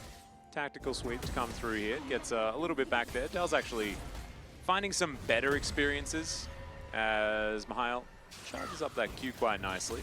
We're just farming grass procs. Oh yeah. That's all we're really doing. Beautiful. Bay going to struggle to do that just a little bit. Went for an opportunistic grasp into the Swain here, but Swain's range isn't necessarily massive as Double H. He's going to take a lot of damage, but Jiwoo's going to be the main target. The Q barely misses. The spear goes wide, but still, that is a lot of pressure now on the Nongshim bottom lane, and T1 should be able to get themselves a really nice back timing. And overall, the T1 composition will have an incredible amount of damage, a really good front line. The one thing they might be lacking if Forest isn't able to really pop off is magic damage. Will always, of course, have burst, but when it comes to reliable magic damage in late game fights, I think they mostly will be reliant on the Heimerdinger. Fortunately for T1, as expected, right now the bot lane is absolutely crushing because this matchup is not very fun or interactive for the Lulu and the Varus. And as a result, Heimer gets fed and Nidalee picks up a kill or two, then you're not really going to have any damage issues, and it'll make the game very hard to play out. For Nongshim, can't really go for super effective itemization, try to find a little bit of a way back into the game in that regard, and then it really all comes down to, can you win 5v5s, which Nongshim can. They have a lot of skirmishing power, a lot of brawling, like their level 6 spikes are very strong in terms of top side of the map in particular. Yeah, Wukong Swain sounds really difficult for the short-range comp from T1 to deal with. Exactly. Outside, I guess, of being tagged early by Nidalee spears. Yes, but that does rely on them also having control of an area, because if T1 can just set up, then it becomes really tough. And I do think that outside of mid, the prio will, at least on the bottom half of the map, be firmly in favor of Smash and Bout, just by the nature of that Heimerdinger, as both junglers now heading towards the bot side of the map. Seems like Forest is aware that this is going on. Yeah, he is avoiding the trap. His Sounder does step on it there, so Forest is going to be given all of the information. Spear not going to connect as Double H is coming on in. Colmy's going to get knocked up though, as the Nongshim bottom lane have made it here. However, the flash has to be used. Bay threw down the unstoppable onslaught, and now T1 have control of the dragon. Should be able to pick it up here as well. Ooh, sneaky reset. Very nicely done by Smash. Yeah. He joins the rest of his team, and now they have set up on Baron. No level 6 is available yet here for either bot lane though. Yeah, and Bay's going to walk on over, just stop Colmy from getting in here. Another fully charged Q is going to connect, and Forest is going to jump on top of the Swain. Demonic Embrace is kind of working, but the First Blood's still going to go over to Bay now as the fight moves over towards this Dragon. Sounder picks it up, flashes out immediately as now Smash is hunting for the monkey, but isn't going to be able to find him. So, Consolation Dragon for Nongshim, but still T1 winning out on all the fights. Very clear call made there by T1 to forego the Dragon. It's just a first Dragon. An individual Dragon doesn't mean that much in the grand scheme of things to get their laners ahead, right? Forest can definitely stay in this fight. Instead, the call is made for Bay to flash on. Already know that Colmy doesn't have the flash available. Demonic Embrace this early on doesn't matter as much when you are getting solely focused down, especially this early. Nidalee still has a lot of power, as we did have a fair amount of action happening on the bot side of the map. Yeah. As now Nidalee making her way over. Look at the ward control here for T1. Very, very tough, but they do also have very low health bars, and I think trying to flip the game here when you're already in a great position is not the call, and they seem to agree. Yeah, that's certainly not the thing. I apologize, by the way. Audio might have been a little bit scuffed there because I just moved the microphone out of the way of my face for a little while. You know, it's one of those things we're not used to using hand mics, and there is no fallback, so I just have no idea what I sound like. And so it just sort of drifted, sort of like this. I was over here, probably like on the other side of the room. So I'll do my best to make sure that I'm just holding on to the mic correctly as time goes on. I beg your pardon. Going to be in your left ear, going to be in your right ear. What's about what? Because you can like move the microphone and then. Ooh, stereo, yeah, like surround LCK experience. Yeah, that would be pretty cool. That sounds very atmospheric. We'll work on that. We'll work on that for the future. Never move. Going to connect onto Bay. Bay straight up does not care. He is just full They know this meatball is mode. happening. Looks like T1 And- don't really care. Yeah, because if you look at their setup, they have kept Smash on bot, and Smash is just going to get a bunch of plates, because one of the really big benefits of Zeri that we often don't talk about as much, because it's much more fun to complain about Zeri, is that she actually is extremely strong at both shoving in waves, thanks to her Q spam, and taking turret plates, and that is a very good example of this. As Hextech Ultimatum's going to connect. Nice spear, but still, Cassante is Cassante. He pops the Ghost, and he's able to run it out of there. Unfortunately, Mael does have to use his Ghost to make sure he stays alive there. But that's a really good example of the type of threat that you can set up. Now, this is specifically Cassante, so he probably doesn't ever die. But as Forrest finishes the first item, the moment that they'll use an ultimate, you might just die. I do think, though, that depending on the angle, maybe you can actually Cassante ult out. I actually want to keep keep an eye out for that interaction, because I'm not 100% sure. Because of course, if Camille steps out of the Hextech ultimatum, it cancels. So I don't know if you Cassante ult, if the Camille counts as going out of her own Hextech ultimatum, because I don't think she It would be does. really funny is if you ulted and the Camille left, but the Cassante got stopped halfway through Well, his that's ult. so. That's I'm going to keep an eye out for that. I haven't seen that interaction yet, because LCK tops don't believe in Camille. I And assume that both just don't get out. I assume oh, that's how there we it go. works. It happened yesterday. It does count. Thank you very much. It does count. What happens? So you can actually ult out of the Hextech ultimatum if you're by a wall, Oh, that's cool. Yeah, Okay, so you ult like that. through the wall as long as it works. and then okay. it counts as Camille leaving. Yeah. That's, ooh. All right, Sounder going Oh, to not get just hit fine. by the spear. Absolutely fine. Bay takes down the Rift Herald. Just chilling, hanging out. Still 10 CS behind, but that hasn't really changed. And that's absolutely fine. Oh my goodness, Extendo Beam. Reminding me of the old Extendo Beam days where I'm that thing so was glad so that's gone. incredibly dangerous. But thankfully, not as ridiculous now, as Sounder going to have to defensively Cyclone. Vision of Empire going to come through as well, and that deters Forrest from just solo killing the monkey in his own jungle. And this is demonstrating exactly what the power of the Nidalee is in this composition, especially against this Wukong. Well, it's not just the matchup. It's also that initially Swain did have a lot of prio, but with the kill that Bay was able to pick up, that is not really the case anymore, as expected. And the reason why Heimerdinger is so highly prioritized, you have permanent bot prio as well, especially when combined with Zeri.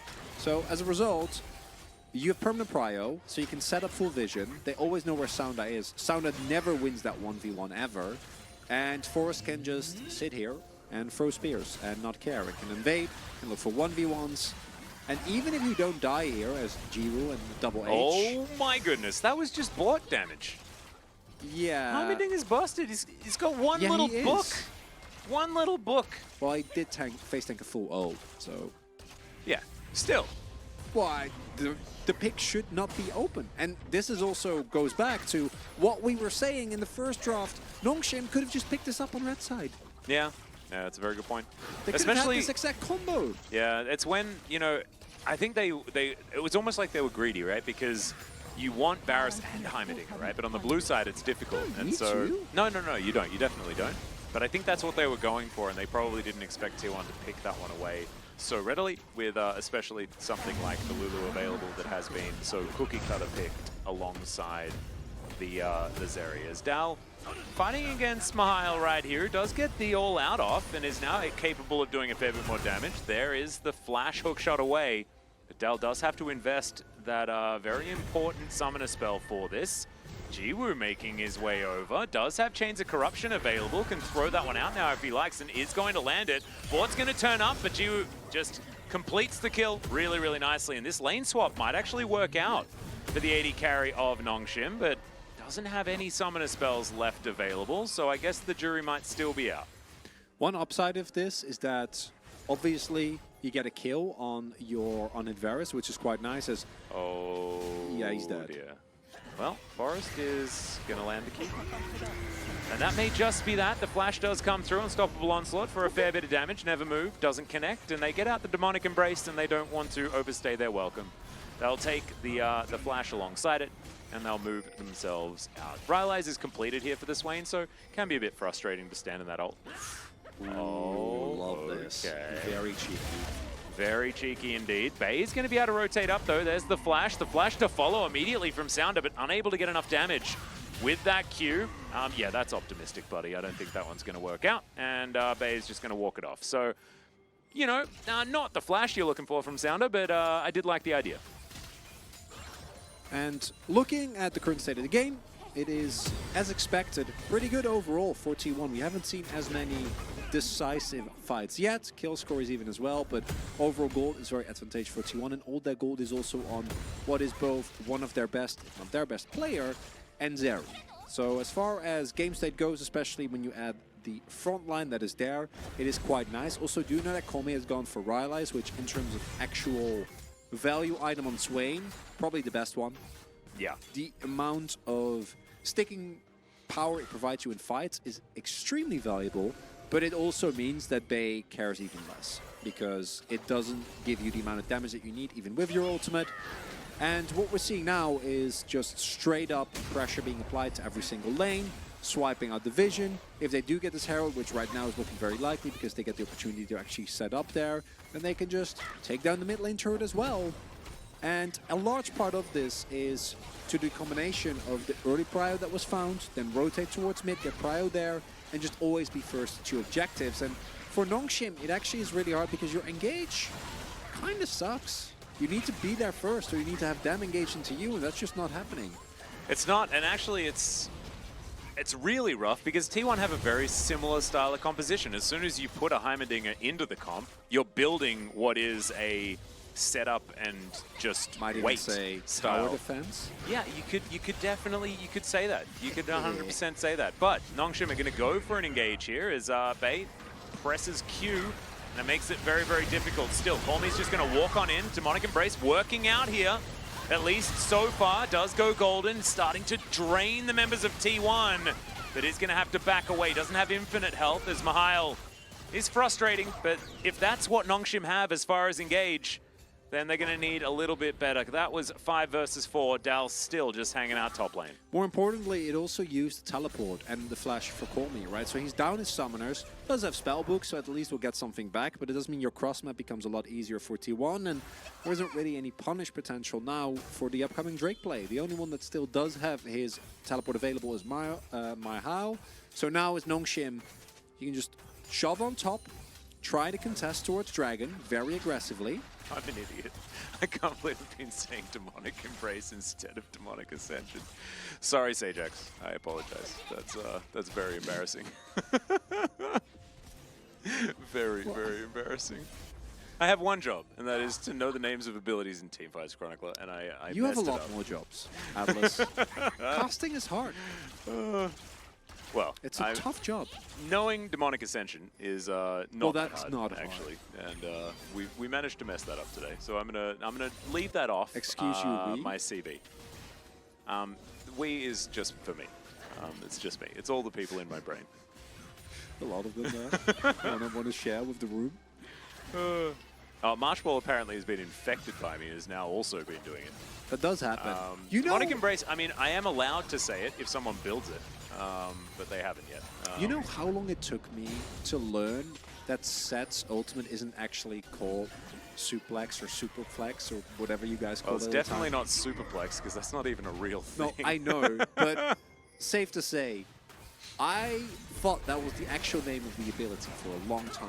Oh, really? Yeah, because of you guys. Oh, no. I don't really know what it's actually called. As Bay just looks for Jiwoo, gets the knock up there quite nicely. Right now, it's taking about 0 damage until everyone turns on him. So Bay's going to be taken down, and T1, not a lot they can do about it. So somewhat awkward of a situation as Bay is just going to help them take down the dragon. Good guy, Bay. Still, T1 are going to be able to grab themselves a lot of damage on this inner turret, and will still be able to at least even out the money. Literally the one play that we talked about that T1 can't make and that Nongshim can make is you put Miao in a side lane, Yeah. and then he teleports in when T1 tries to contest because you know Camille doesn't have teleport. So T1 hard committing to a fight a man down is not ideal, not what you want and doesn't actually work out, surprisingly. As good luck, Bay. Well, he is, somewhat tanky, I guess. As the turret goes down, he gets ulted out, and Mihail should be able to help take down the Scion. So once again, Bay just dead. Double H gonna have to run this one out, and there is the pounce from the Nidalee, but immediately punished. Some revenge for the Wukong is very, very nice. As now Smash dives on over. Sound is going to be taken out here, as it could be a Zeri moment. I don't know how he's going to do here as he flashes on in. G, we're going to be the first one to be taken down as Mihail trying to fight this one off. The big shield to come in as well means the triple kill for Smash.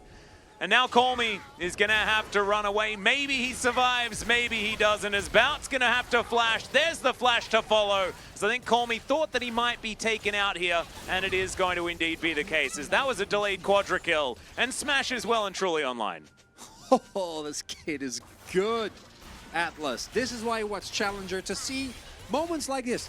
He just did 6.5k damage in that one team fight, and he wasn't even that big yet.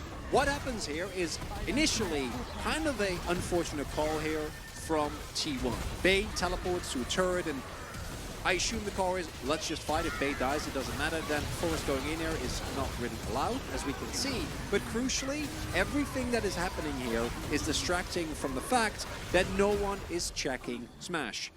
At this point, cooldowns are down, there's no health available, and there's nothing that can really chew through this Zeri.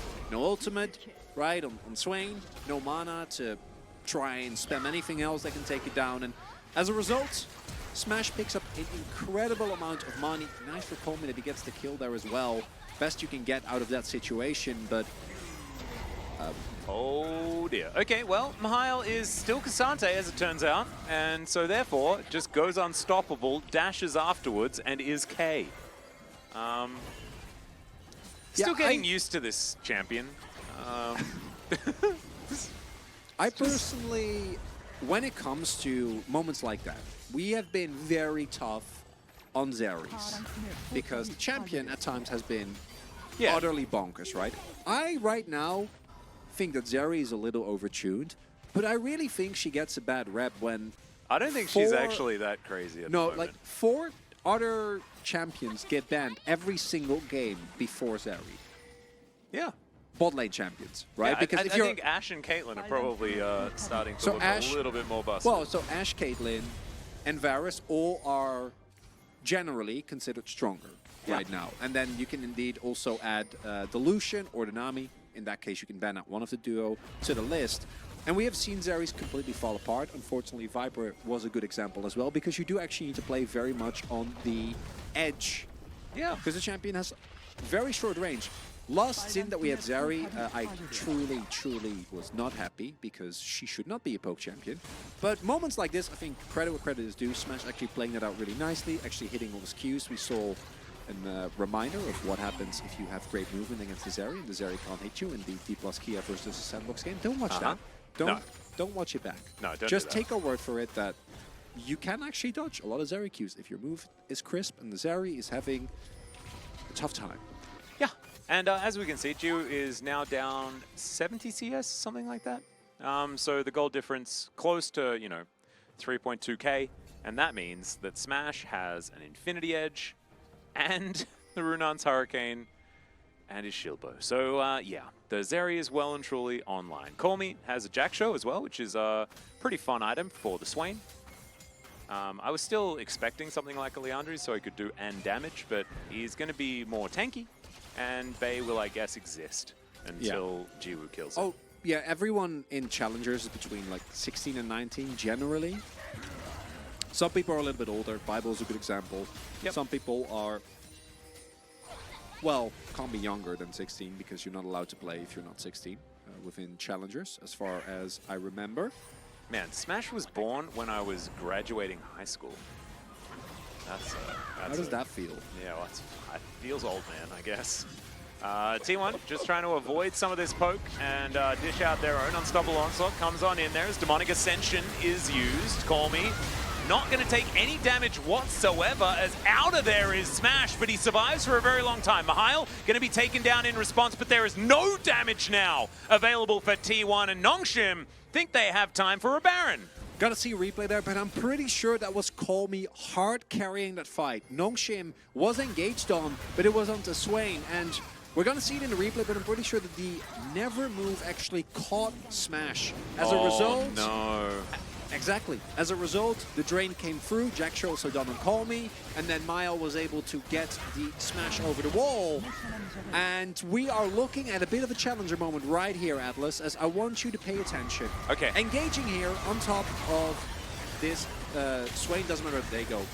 He tried to skate over the wall, and it was indeed the never move that interrupted the Zeri. He got snatched, he got caught. And one crucial difference with the composition that is here for T1, and a lot of other Zeri comps that we've seen, is there isn't actually a lot of peel for Zeri. There's a front line, sure, but there is no Enchanter, there's no Lulu, there's no Yuumi. So if you do get caught, you just immediately die, as we saw there. No flash available either, and man, Call Me. Really nice performance on the Swain. I swear, we have so many good Swain players. We had Bulldog before we left. We still have Full Bay. And I guess Call Me trying to add his name to that list. Absolutely. Call Me's actually been very impressive. He was impressive last time. We cast him as well Monday last week. He was playing some really clean League of Legends. So hoping to see more from him as time goes on. And we might see more from him tonight if Nongshim can actually carry this Baron to a victory. But it's Challenger and it's early days. People in chat saying they can't lose this game. I don't know who you're talking about, but you are not correct. In fact, everyone can lose this game at any point. That is the one thing that we know about challengers. And that's why we love it, or it drives us insane, or both. Yeah. In our cases, I think. No, 100%. It's just one of those things to be expected. 100 gold is the lead here for Nongshim. So, yeah, Call Me is potentially dead. Some could say maybe dead. As, all right, Bay going to get caught out as well. Call Me not dead at all, in fact, and Bay is the one that's going to be suffering from a bit of that. As, all right, immediately ulted out is Dal. Mahile won't have that to deal with the Zeri, though. And Smash has a lot of damage potential. The flash from Double H to get him out of trouble as the hookshot comes on forward. Dal trying to frontline, and he's going to pull back Mahile. The grenade does a fair bit of work there, but Call Me is going to fall down. It's, in fact, the Heimerdinger that gets the kill. And Smash has to be respected, especially now without that Swain available. But the rest of Nongshim, they just move over to this inner turret. And I guess it's kind of like a Nongshim win in the end. This is big challengers. That fight was wild. I thought that like Smash would just like kill everyone, but then because that never happened, like it was just Nongshim straight up winning. Very confusing sequence of events. So it starts off with looks like a pick on Call Me, but of course Swain, especially with his Jack build, very hard to take down. Then Bay gets isolated, and the rest of the team has to wait for Dal, can't actually approach because of Mahile. And as a result, Jiwoo just gets the free hit here as well, is still full health, so it feels pretty okay. But then now they have to back off. Chase comes through. This is looking a little dire, but Sound actually really nice angle onto the Heimerdinger here. Gets taken down, or is forced to flash rather almost immediately. And then that, as a result, has that the rest of the team, T1, needs to kind of peace out, can't really find a position. And those fights around like multiple jungle entries is, oh my god, so much vision, so much wards, and so many traps.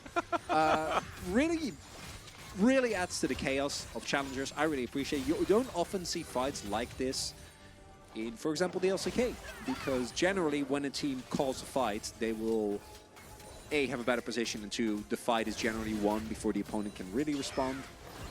Doesn't really happen that way here. It's a little bit more setup, I guess. See champion, kill champion. Yeah, and or at least try to kill champion. Yeah. Or in Bay's case, it's see champion, walk at champion. So this game was played yesterday by Wolf and Veldus, and it's who do you think is going to win? Okay. And I'm going to ask you, who do you think is going to win? You can give your reason, or you don't have to give your reason. Chat, you can do this as well. Type in chat. I think Nongshim. chat is going to win. No, that's a cop-out. No, I still think T1's going to win. I believe in Smash. I reckon he's got it. That's what I think. Yeah, I gotta agree. I am not as brave as Brendan Veldus, who yesterday went for the opposite just because he was brave. He is a brave man. We do know Valdez has... T1 will win because Carrier will carry. I know you're joking. I assume that's a YouTube chat comment. I know it wasn't. I know you were joking. Denunciator That's a good copy pasta. He's sent That's us a really nice one here. I want to read this one out because it's been a while. This one is actually on the Chronicler Hall of Fame of mean copy pastas. Oh, really? Is this one of your break screens? Like one of the good ones? It's in there. All right. So for everyone watching, and especially those on YouTube that don't have access, Chronicle will tell me if there's anything interesting on the screen. I will keep a close eye on what's happening. Some control back, but here it is. Hello, I'm writing to express my absolute disgust at your T1 bias. Your bias is so disgustingly blatant, such as when you started cheering for T1 like a lunatic in the Dam1 series. Obviously, this is an older post. If you had any integrity about yourself, you'd resign immediately and offer a public apology for your lack of professionalism. How dare you cheer for some no-name failed organ team like T1 instead of DRX, the clearly superior team. From now on, I'll be muting the stream if any of the current casters are casting. God, it's so good. It's so good. Oh, I love it. That is absolutely peak content. Thank you very much, Denunciator, as usual, for your incredible content. Copy pastas are not really a part of the personally, or not really a part of generally what you'd see in terms of spam. Yeah. YouTube chat is definitely more esoteric, I'd personally say. But there isn't a lot of copy pasting going on. No, not so much. Now, I mean, we did this, right, obviously. I like that we've got like the burning my legs with my laptop copy pasta as well. Yeah, we unleashed. It's just like as soon as there's happening. You told me to check. Okay. Back to the video game. Back to the video game. Let's see whether Bay can actually find a good engage angle. Dal, he's committing to this one. So now T1, they have to actually start something. Nongshim, really smart play here to back away immediately after seeing the teleport, because now they're not under any side lane threat whatsoever. They can continue to set up, which, like you said earlier, is really beneficial. Sounder can't just straight up die, though, as he does take a heck of a lot of damage, and now looks to try and get out of there. There are Ravens all over the battlefield, ready, lying in wait like vultures on a real battlefield. So already a big win, and the main thing that this means for T1 is that on a subsequent fight... I don't think this is how it's supposed to go for Nongshim. No, but they're going to stop this. They shouldn't be allowed to get away with this. I think they have to disengage. Looks like that is going to be the case. Very nicely done. Didn't caught Nongshim unaware. But on any subsequent fights, if you do go for a 1-3-1 setup, you can actually make use of the lack of teleport. And I don't know why I'm saying this, because neither team's going to do that. They're just going to fight. Yeah, well, I mean, they're at least going to fight the Baron. And then they're leaving again, and then the other team is going to try. All right. Another spear goes wide there, as we could see. Forest, be careful, buddy. He's going to hop away. It's absolutely fine. Lord Doms, so 4 items for Smash. We've got, 3.5 available for Jiwoo. Does have a lot of damage potential still. Demonic Embrace and Demonic Ascension, both available here for Call Me. Love to see it. Yeah, chat has been absolutely destroyed. This is why we don't read out copy pastas, I guess. Is that everyone just pulls out their favorite copy pasta. As long as everyone is nice to each other. That's all I ask of you, chat. It's the only thing that matters to me, is that everyone at Challengers gets to have a good time, watch some great League of Legends, as this is not a this is a replay, right? No, this is Sounder just taking half of his health bar for fun. And he'll go back, and then he'll go back in again, and he'll take his health bar again, and we will dance the dance one more time. Soul Point is available here for Nongshim. It's an Ocean Soul, but could actually be great for champions, like the Varus, who want to auto-attack a heck of a lot. Not to mention Call Me. Swain with Ocean Soul, I don't care how nerfed it is, that still sounds obnoxious. Especially with the lack of field deny. We'll end with Jack Show. Oh, yeah. Ooh, might be a possible angle here. Mahel looking around. If he can isolate Smash, but he will get spotted here, surely. They can see that he's eaten the honey fruit. The jig is up. They know. All right, the Cassante spotted out, but as you can see, T1 are a long way away, but another flank has been put together. Exactly. All right, the Camille still lying in wait. Bay fighting Mihail, or at least existing next to Mihail. Smash gonna have to use his Jet Set radio to get himself out of there. He's now on cooldown for the next little while, as they have control of this Baron area. damage to Bay seems like a waste of time, but we'll see how it's going to go as Cyclone is now on cooldown. Dal just going to get out of there, and now Sounder doesn't have access to one of the biggest tools that Nongshim will have in these team fights. Hookshot's going to come forward. There's the Hextech Ultimatum. Mihail, the front line, now getting targeted. Call Me, probably realizing that it's his time to go in. He is going to ascend, but is he going to get any further in? He is going to. It's a lot of damage, and Mihail's going to pick up the kill under Dal. But look at Smash. He dives over the wall. It's a bit of a disaster. Still alive for the moment, but then he's taken down. Jiwoo locks up the kill, and I think Smash may have thrown it all away. Forrest is pouncing around the fight, but I just don't think it's going to be enough, Chronicler, as Bay is just walking slowly towards the enemy base.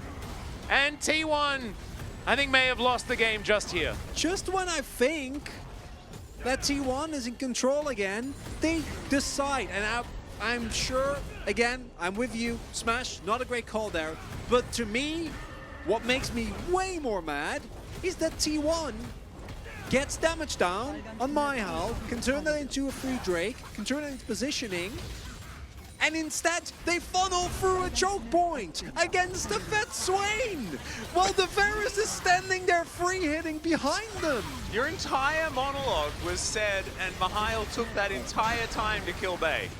Dal is going to try desperately to stop this. It's not going to work. Smash is going to respawn, but the game, I think, is done. And there it is, Nongshim even out the series, and T1 not going to be able to move to sole possession of first place here in Challenger. And in fact, the best option that they'll have is +5 alongside all the others. And I can only imagine that the call right there must have been, we get the ultimate from the Wukong. We are now in an advantageous position.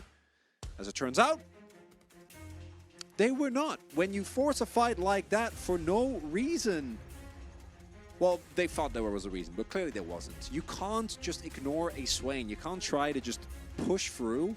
Additionally, at this point in the game, if you fight in a choke point like that against what is a very strong front-to-back comp, it's just really hard to win. Obviously, T1 is a strong comp themselves as well. It's not like they are wholly reliant on setup, or even though they benefit, but you do need to make sure that your Zeri actually has the space to kite.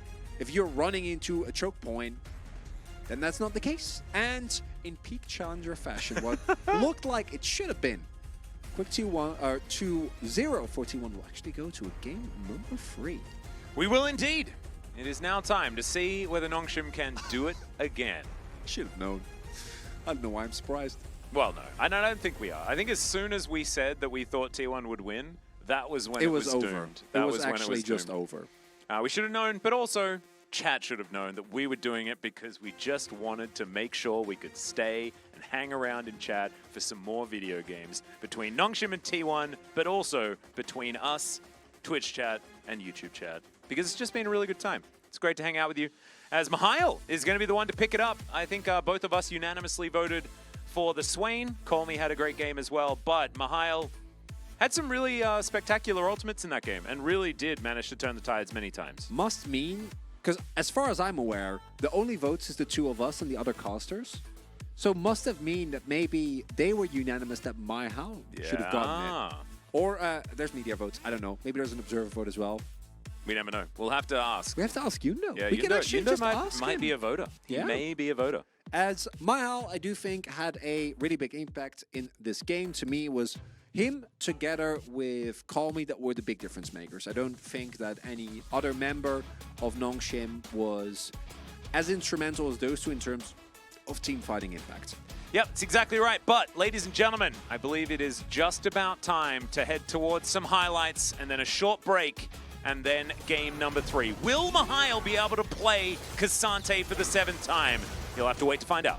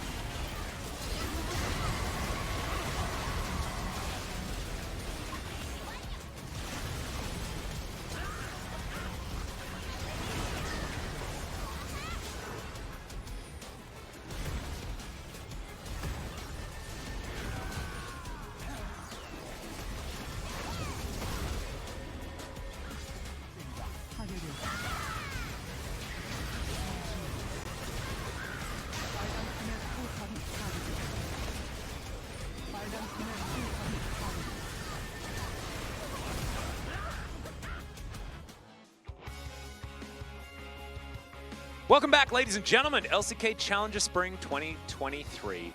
A heartfelt good night to Guthanadolia, who is going to sleep right now. And welcome back. We are here for the final game between Nongshim and T1, their Challenger rosters. So you won't be seeing Faker or Carrier, Gumayushi, Zayas or Ona on this T1 roster. Nor will you be seeing Dundun on the top side of the map for Nongshim either.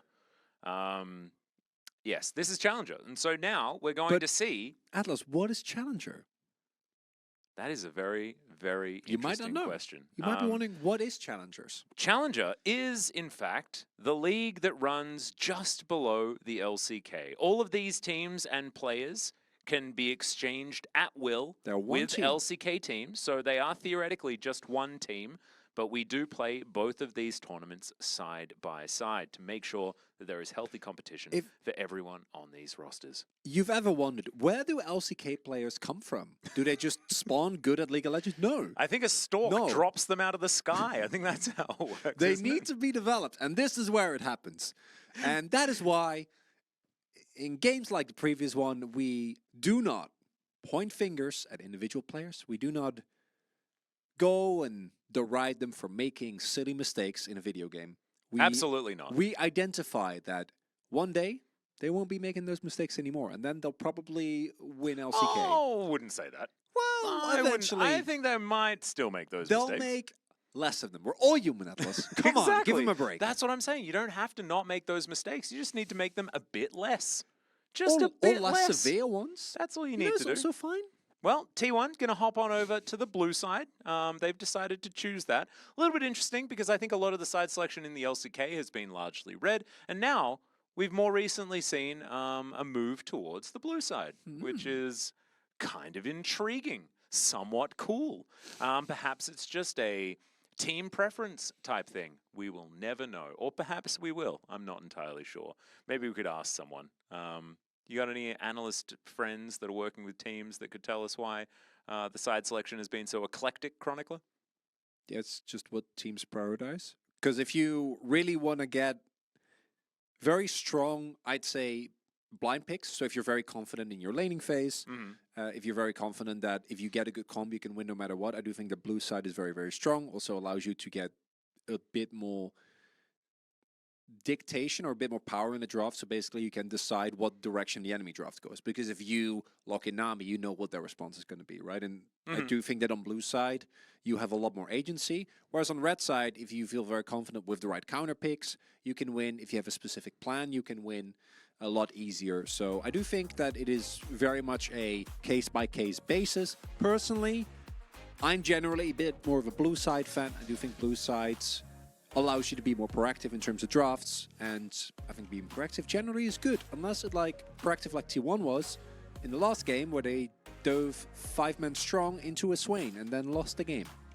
Yeah, that was somewhat subpar. However, very, very entertaining. Hoping that we see more of the high-octane League of Legends. Also wanting to see more of Bay throwing his face at the opposition. And I saw a few of you saying stuff about Bay that wasn't wholly positive, and I want you to stop.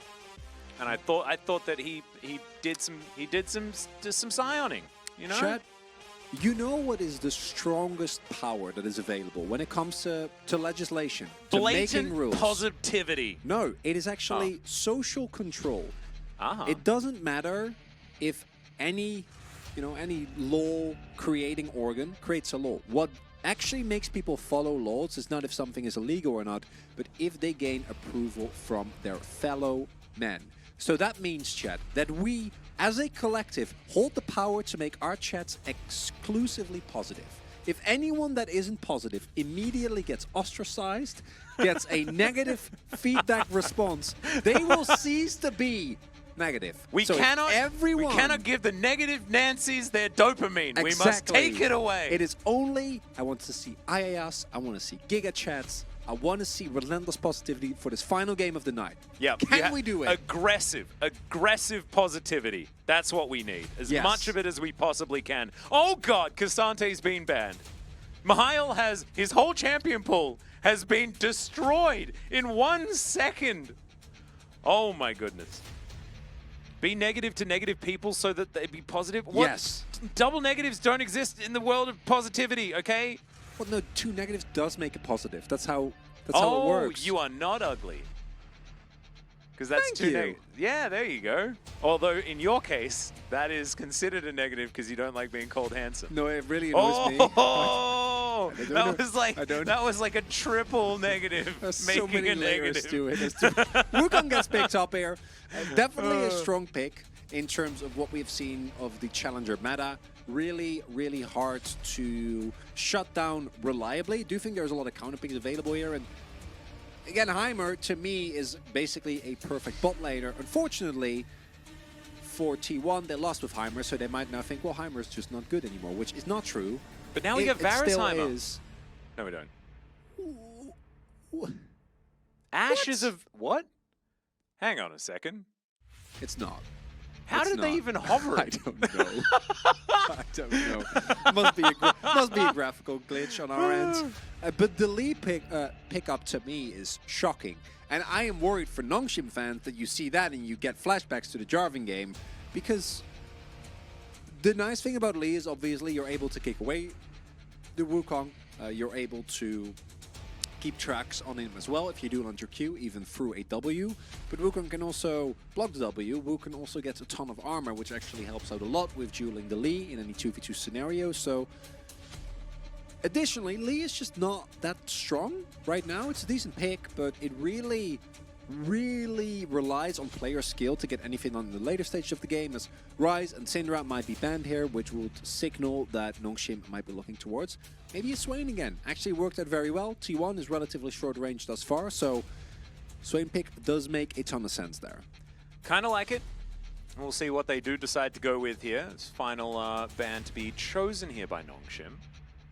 And I've sort of stopped wanting to predict, because I feel like as soon as we do predict, that's when things get boring in the draft. But if we just sort of go with the flow, then we see the Scions, we see the Nidalees, new stuff happens. LeBlanc gets banned for some reason. Impact on the game, Atlas. We are do. merely observers. No, we don't.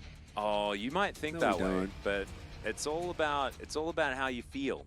As Nongshim are going to pick Renekton, Mihail is going to. So his Cassante was banned, and so therefore he's going to go to something crazy in the Renekton. We'll see what Dell's going to answer it with. Certainly a bunch of options, but it'll probably be the Gnar. What do you reckon? Gnar and Victor. Oh, I hope not. I really hope not. But I think maybe that might be it. there's. Oh, Galio's kind of more interesting a bit. Does make sense for the composition as well. Better lock Just that go all Gnar in on away dive. first. Don't love going all in on dive when Nongshim can then pick Talia and really ruin your day. Well, Like let's really see. ruin your day. Galio has been locked in. Can also still play Swain. Yeah, Swain sounds amazing, Swain actually. into what is a full melee comp. It's pretty great. I mean, Renekton was already feeling pretty good about it. Like, think about Dominus, Wild Growth. Oh, Yeah, man. Talia or Swain are the big ones here for Yeah. me. I think the Swain has more immediate power around early objectives.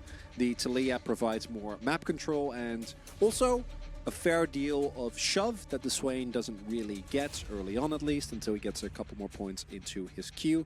Talia, especially in a range versus melee matchup, should definitely be able to do so. So overall, I really like the Nongshim comp. I actually think Varus Lulu is one of the lanes that can really punish the Lucian Nami in terms of sheer laning power.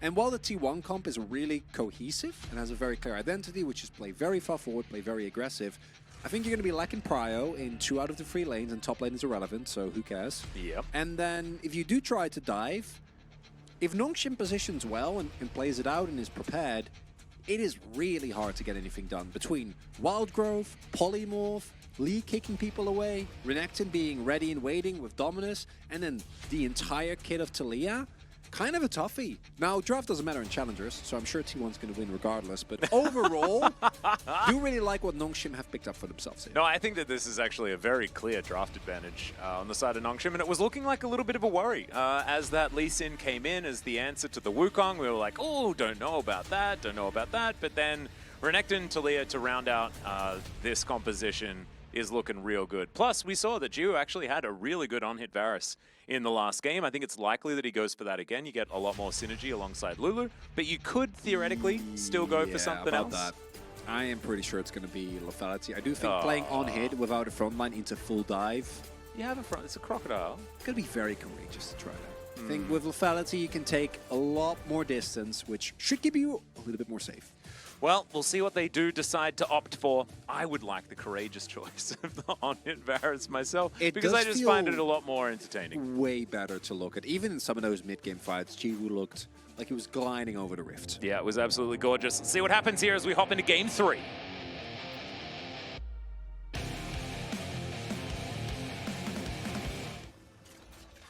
Again, we don't get the du-du-du-du, which makes me very sad. However, we have all of T1 grouped together, looking for the members of Nongshim that are just not here. They are going to go for their own little invade.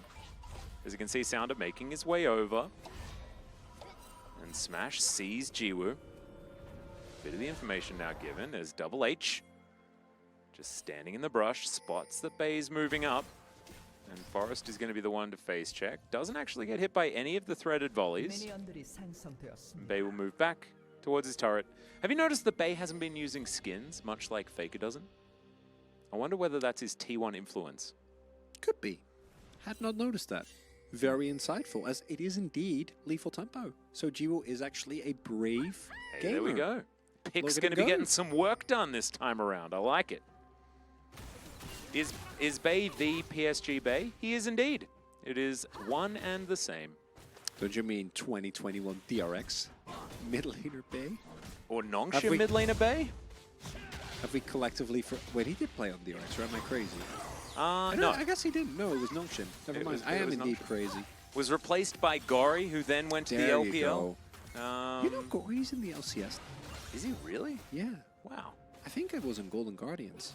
Personally, not a bad pickup, I reckon. I baffled. He had a lot of potential from what we saw. Yeah, and then he went to LPL and didn't go. Yeah, things were pretty average. I remember when he first went to LPL though, we were really sad. And then he went there and then things just didn't go so well. No. As yes, we are a interactive casting experience. This is really a spiritual continuation of the co-stream from last year. Yep. And it is also to keep us sane, because if also to like differentiate the Challenger broadcast from the LCK broadcast, right? Like, we need to offer something different, because otherwise it's just us casting the Challenger League exactly the same way, which I don't think is the right way to do it. You know, you gotta keep it separate, keep it different. Gotta embrace the zaniness of CL, as well as it is a league that, just by its very nature, is a lot more chaotic, a lot more weird, as we do have an attempted invade here from Sounder, but not actually going to find anything. We do know that the Raptors are up. Sounder, however, does not. Will spot it now. Does have cryo in mid as well, but I don't think there's really an angle here. As a lot of fighting. Quite aggressive towards his bottom side. I like that bot was just tanking up Nongshim for a little while, and then Smash saw his opportunity and took it with a few of those cooldowns then missing. But it's not going to translate into CS advantages or anything like that. You can see Jiwoo able to clear out the wave quite nicely. T1 will be able to even things out. In fact, get a 1 CS lead. But Cheetah Recall does come through here, and Jiwoo goes back, collects himself his Vampiric Scepter, and should be pretty healthy in this wave as the game goes on. The big shove forward, and T1 will also get a pretty nice back. That invade by Sounder to me kind of signifies that he was possibly looking for a level 3 all-in on Forest. Wukong is a champion that can definitely fight. We've seen, for example, in the LCK, him getting the jump on a Sejuani and immediately blowing him up. That was, I want to say, Wheeler against Clid from the top of my head, because that was the game that Liv Sandbox won, where he just kind of killed him randomly level 3. And... yeah. I don't know whether that was that Lee Sin? No, it was Wukong. No, I was talking about... no, I'm saying Wukong in the right matchup can definitely get it done. But if you catch him with your cooldowns down, and you are a Lee Sin, who has obviously really strong queuing potential, I do think that there is an opportunity there. Not going to be the case here, and as a result, I think Forest will be marginally ahead in terms of the early experience, but not going to be too big, especially as Sounder now making his way. The big advantage here is that Forest, of course, has already got the back end, so he does have a sheen, whereas for Sounder that isn't the case. So Sounder needs to go topside and then needs to go back. One upside for T1 is that they do have a little bit more information that Forest is currently on the top half of the map, because he did show on the wards that Sounder placed during his invade earlier on. As a result, Meow is playing it very easygoing. Not having the best of time in this lane, but that is the reality of playing Renekton blind. Beautiful little combo there from Bay. Means basically nothing, because I think Cormier was probably looking for a back anyway, but was pretty cute. And Bay is just going to slaughter this wave as quickly as possible and go for a back himself. The Winds of War certainly calling. Look at that. Yeah, that was some pretty clean minion taken down. Not talking about the gameplay at all. People in chat seeing everyone here have a good day. Lovely. That's the energy we need. Someone, a Dota player, coming by a League stream being nice. Amazing. You're very welcome. It's not Potato. Thank you so much for that. I like your name as well. Anything with potato in it. Big fan. What's your favorite potato dish? My favorite potato... Oh, man, that is a loaded question. I know. Oh, potato bake? Probably potato bake, like cheesy potato bake. As far as like... It's not fries. No, of course it's not fries. No. Well, I need to take you to some No, of the fries. I love fries. I love had. fries. But I just think that, like, if I'm going to, like... If you only could eat one potato dish for the rest of your life... It would 100% be potato bake. Okay. There would be fries for me. Because, like, potato bake is basically fries, except with cheese all the time. I don't know. I'm a big fan. Sounder is going to find Forest here, though, as now Bay gets the inside track. He was already on his way down. Level 6 available as well for the Galio. The Weaver's Wall there for Cormier as well. So, might have looked like the Talia was far away, but does have a wall that she can slide down to get on over there. As a mini-Gnar coming for a potential gank. Don't know how effective that will be. Like the roam there from Dahl, in case there is a big brawl on the bot side of the map. I don't expect Nongshim to be ready for a Gnar. Meow also doesn't have a teleport available, so as a result could have gotten a big advantage there. Not going to be the case. And Dahl will be able to just get back to his wave and not give up too much for that roam. Overall, pretty uneventful early game. We'll see Bay going for good old Rod of Ages. Just go down on everything, really. As yeah, just build Rod of Ages. If in doubt, just build Rod of Ages, I guess, is the idea. Dive angle in a little bit here if Bay can get prior of the wave, because they know Sounder spotted on top half of the map. Smash has to be real careful here as Jew is doing a lot of work. Forest going to come in. There's the Flash Cyclone. Barrier, not actually used. That was the Whimsy, but it's not going to be enough. And Double H going to have to flash away as well. So first blood going over to Forest, and Smash is able to come back and pick up the wave as well. Disaster for Nongshim. Really good example of how important vision control is. T1 can go in as deep as they did there because they have 100% confirmation that Lee is on the top side of the map. They have eyes on Talia as well. Right on this moment, you see the pings even go down. Sounder is on the ward. So Smash knows as long as he doesn't die, also about really nice predictive bubble there in case that we do see the flash come through. Immediate pickup there of the bot side kill, and Jiwoo and Double H unfortunately caught off guard. And as a result, nice early lead. Do have to say with the pickup of the Herald, in the end, it might actually still be worth it for T1. They might actually be, or for Nongshim rather, they might actually be on the favorable end of that trade in case they are able to actually get a ton of plates out of this. Well, you can see Jiwoo and Double H able to get down here before Smash is able to get that wave anywhere near the turret. So like you were saying, it's not one of those instances where you trade the Herald for some plates on the bottom side of the map or anything like that. T1 nowhere near it, as this control ward does not spot the Talia lurking in the shadows. But he is going to back away. And it looks like T1, they smelt that something was up. Sounder moving on up towards this top side here, as the flick back onto Bay is largely ignored. And Tidal Wave's going to come in. Jiwoo's going to get knocked up as well. The Chains of Corruption come in. It's a great polymorph, but Jiwoo is still dead. And Smash throws through the culling as well. There's the dash and the double kill for the bottom lane in the 2v2.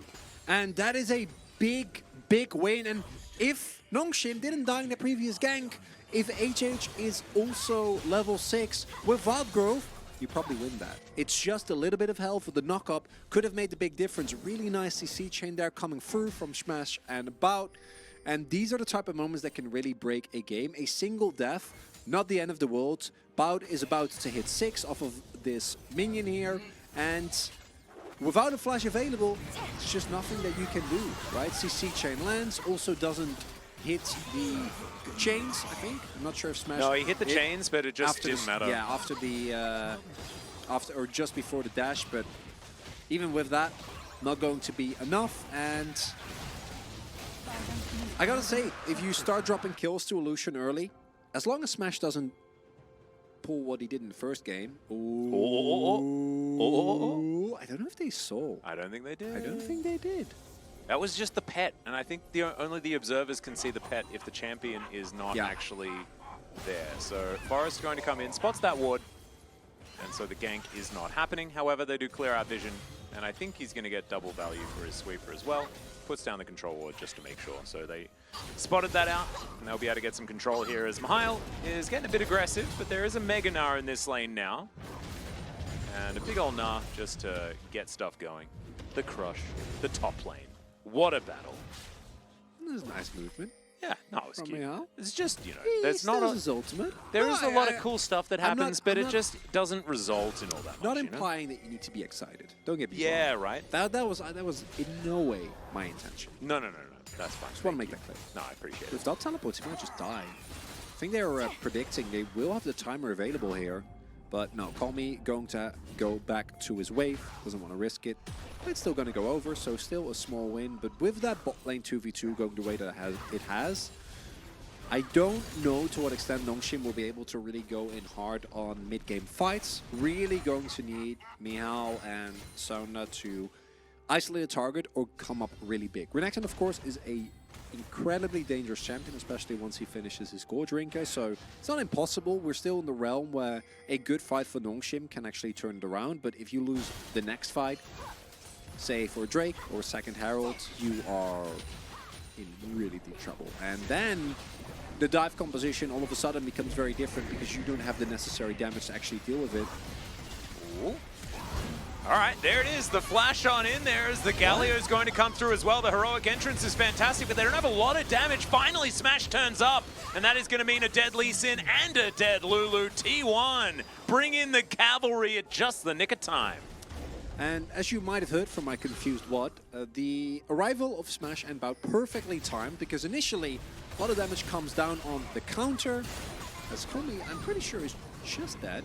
Well, Bay did struggle with the Talia for a moment, but does have bot with him. And Colmy's still does have a lot of damage potential, but thankfully the Aqua Prison lands, and T1 are able to grab that kill as well. Not the aftershock kill. Oh dear. It's a disaster. Atlas, that is what is happening here. And the key thing is, obviously, the speed with which the bot lane can arrive. This is a 3 versus 2, but only for a little bit. Bay sets it up. And Smash is there just in the nick of time. Has the flash available still as well. Picks him up a double kill. And you can really see that Lucian Nami in particular, with the extra movement speed that is provided, is just so tough to play into once they get fed, as might have an actual all-in here. All right, yeah, Dal looking for this kill. Mihail just needs a Q back though. It's very deceptive. The old Renekton. And Dal is just going to run it out. Sounder is here. You can see a lot of respect being given from the T1 top laner, and intelligently so. Forest will turn up as well. Wants to catch that wave to not lose too much on that top side. Nice little bubble here as supportal combat ensues. Forest now looking for Sounder, who does safeguard away. Lands the resonating strike quite nicely there as well, and is just going to spray some vision all over the jungle of T1. I want to highlight, if you think this game is over, please be careful. You are watching the Challengers broadcast. Yeah, Nongshim aren't going to win right now. You know, it's not a surefire win for Nongshim yet. They've just got one Cloud Drake. Sorry, was that not helpful? Not to my point at all. No. I was trying. Chains of Corruption are going to come down, and look, Nongshim, they're looking like they're going to win to me. I don't know what you're talking about. These are really the moments that make you realize what league you're watching. It's Challengers. And Bay's an experienced player, sure, but this is still a Challengers roster through and through, and sometimes people are going to make calls that, especially with perfect vision, just don't make that much sense. So, would you bet your hair on it? That is the big question. He will never. Never again. The big Not conversation is about camel farms in New Zealand. I think that's still the biggest thing to talk about. But no, I would not bet my hair on it. I would not bet my hair again. I quite like my hair, and I didn't like it when it was gone. Even though like everyone 2 was months. very nice when I didn't have any hair. Yeah, it wasn't too bad. It only took you 2 months to regrow it as No, well. it really did grow fast. Double H is almost dead. Smash is absolutely huge. Good flash from Jiwoo though, and he'll find it. The piercing arrow with the blighted quiver stacks is very, very big. He didn't even have ultimate. Jiwoo, that is. Are we really? Is this really happening? Are we really witnessing this? Well, Are they coming Colmy is looking for an opportunity. Heroic entrance is going to mean that he just gets taken down. There's the kill. Nice taunt to come through from Bay, but now he's in trouble. Jiwoo doing a fair bit of work here, but he's still going to go down as now Forrest looking for another one. Sounder wants to get himself out, misses the Q, and he waits for Mihail so we can get him out as well. Safeguard to safety. Mihail actually pretty keen to die, I guess, as he's going to flash to get himself out of the way. Dal throws an ultimate to Narnia, but he'll land the wallop very nicely. Him and Bort, not a massive amount of damage, though, and so the Crocodile will walk his way out. Says a lot about the game state that Nongshim can be fighting with all those spikes after having just killed Smash and still not win the fight. Very telling. Unfortunately for them, they are unable to pick themselves up with Drake. It doesn't matter though, because it's Jeff Soul, as these are exactly the type of moments where you go, oh, yeah, I as good as Smash's hands are, and really we've seen throughout this entire day that his hands are indeed amazing. Yes. Sometimes you see a low health bar and you want to go in. But over time you learn the restraint to say, no, I should not go in here because I will die. That restraint doesn't really exist in Challengers, and key thing here is that even though they are a member down, a lot of the health bars are very, very low, and there is still a couple of key ultimates not available here for the side of Nongshim, and then as a result, combined with their gold leads, they are actually able to get a lot out of this. Overall, what it means is that the game state isn't really any different. Yeah, it's the We're same. still looking at a 2K gold lead, except now there's a little bit more gold on the relevant members of Nongshim, and T1 got 1 Infernal Drake, which is quite nice. Especially when it's Jeff Soul, and Jeff Soul means that it's not a whole lot of souls that are, sorry, a whole lot of Drakes that are all that relevant moving forward. As Bay's going to make his way down, there is a Crocodile there that can interrupt an ultimate, so they don't have to worry about that, but they're just doing battle, Gargoyle versus Crocodile. Shirley will fall down, and now Smash probably, oh, I thought he was going to dash over that wall and culling, because that's just what he's been doing all game. Not going to. Hey, Holds off for now, some restraint. forced it to flash because of Jiwoo's ult. That was nice. Like that. Well, Unraveled Earth is going to be placed down here in this mid lane. This outer turret is likely not long for the world. There's the culling just to get them zoned away, but a bit of an engage from Forrest to get snared up for a moment. Hold up. So therefore not able to do too much more, but Jiwoo now has the wild growth on him. And they are going to have to back away. They don't have that big tool to fight anything out just yet, and the outer turret does fall. Thought we were going to have a Crocodile moment, but not going to be the case just yet. Oh, don't talk about crocodile moments. You're with an Australian. It's traumatizing. Is it really? I haven't had a crocodile moment. I have so you just noticed that a try and place act- that I was so swimming trying to in. act cool. No, I did notice that there was a crocodile at a place when I was walking back after having a swim, Oh my, okay, that would and actually, that was a bit weird. that would terrify me. Yeah. Were there not huge signs saying don't swim here? No, why would they tell you not to swim there? Because there's a crocodile. Yeah, there's crocodiles in a lot of places. I was in the Northern Territory. There's just crocodiles everywhere, all over the place. And you are fine with that. Well, I mean, not if it eats me, but I'm fine with their existence. Yeah, but not in the same pond that you swim in. No, but they're dinosaurs. They're majestic. They are an apex predator. Yeah. Really Isn't that dangerous. Cool? Well, Just look at them Mihail, go. Look at this apex predator. He's just walking after them. The flash comes out from Bay. He respects this predator as the seismic shot. I thought that wasn't even... It didn't even look like it was supposed to land. The Gnar completely goes wide, but the Lulu is still dead. The Apex Predator presses the Gore Drinker button, but it's not enough. and he is going to get taken down for the double kill. Very nicely done, T1, turn it on its head. Overall, toughy there for Nongshim.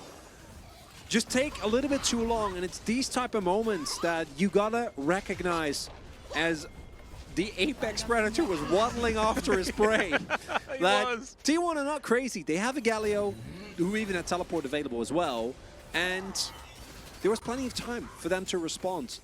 In theory, of course, you can match if you have an ultimate for Talia, but Talia is here from the beginning of this play. And again, you see Smash and Bout, really good timing. There are early twos rotations every single time. And 5v5s might still be winnable. Look at all the low health bars, right? Imagine if you actually have someone in a fight, if Jiwoo was there. And it's this type of disjointedness that what we see now from Nongshim, I think, will be very different from what we see from this team down the line. This is a roster which was always going to need a little bit of time to really mesh together. And we're really seeing that in these little moments where opting into such heavy a play on the top side of the map when you don't have 100% guarantee. If you have a flash there on Renekton, go for that play. I don't care, right? Like, flash, land the combo, dead. But if you don't, wasting crucial seconds like that, even though it looked really funny, as he was just like...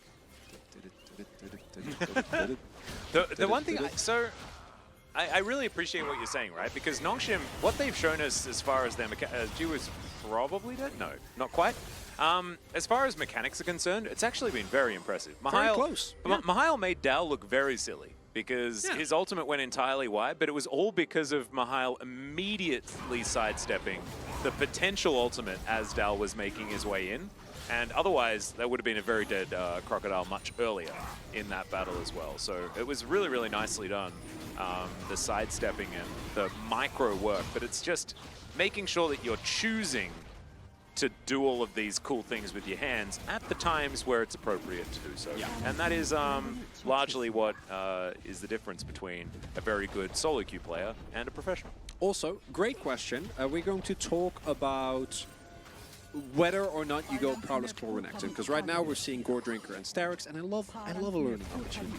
Hey, that's true. Let's go. Break it down for us, Chronicle. There are two builds. Obviously, one is the build that we're seeing right now. The build that has recently been a lot more popular, that we've seen with varying results, is Gore Drinker and Prowlers. So what is the thought process in going for either of the two? In this case, there are a couple of reasons why you would much rather go Gore Drinker and Sterix. One is your team is like in the front line. You have Lee, but Lee is much more of an off-tank. Renekton, especially with his ultimate, never going to be a full-blown tank, but at the very least you can create some space for your on-hit Varus and your Talia. Secondly, Prowlers and the Blade the Rune King variety is the best if, one, you're playing into a lot of squishy characters, and two, it really helps you in the 1v1.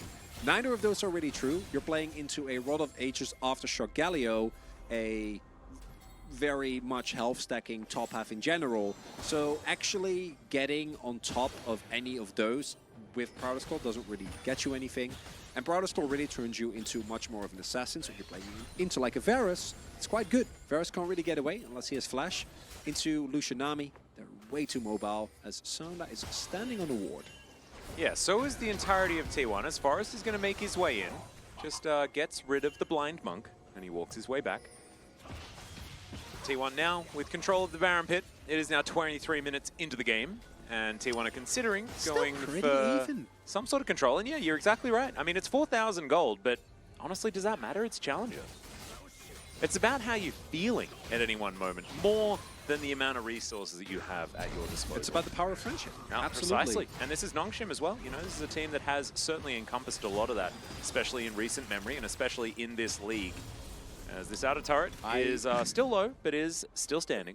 I have seen enough Forest moments last year to know that this shutdown on Wukong, if I was a T1 fan, would scare me. Because he has been known to sometimes make some calls that don't end up quite working out. And I do think T1 is still in very firm control. They have really big leads on all their relevant carries. They have hit some incredibly powerful 2-item spikes. Well, Dal might need to be a little bit careful. There are a couple of members of Nongshim around, and he's walked over a whole bunch of wards. We'll eventually clear that one out, eat some honey fruit, and he'll be absolutely fine.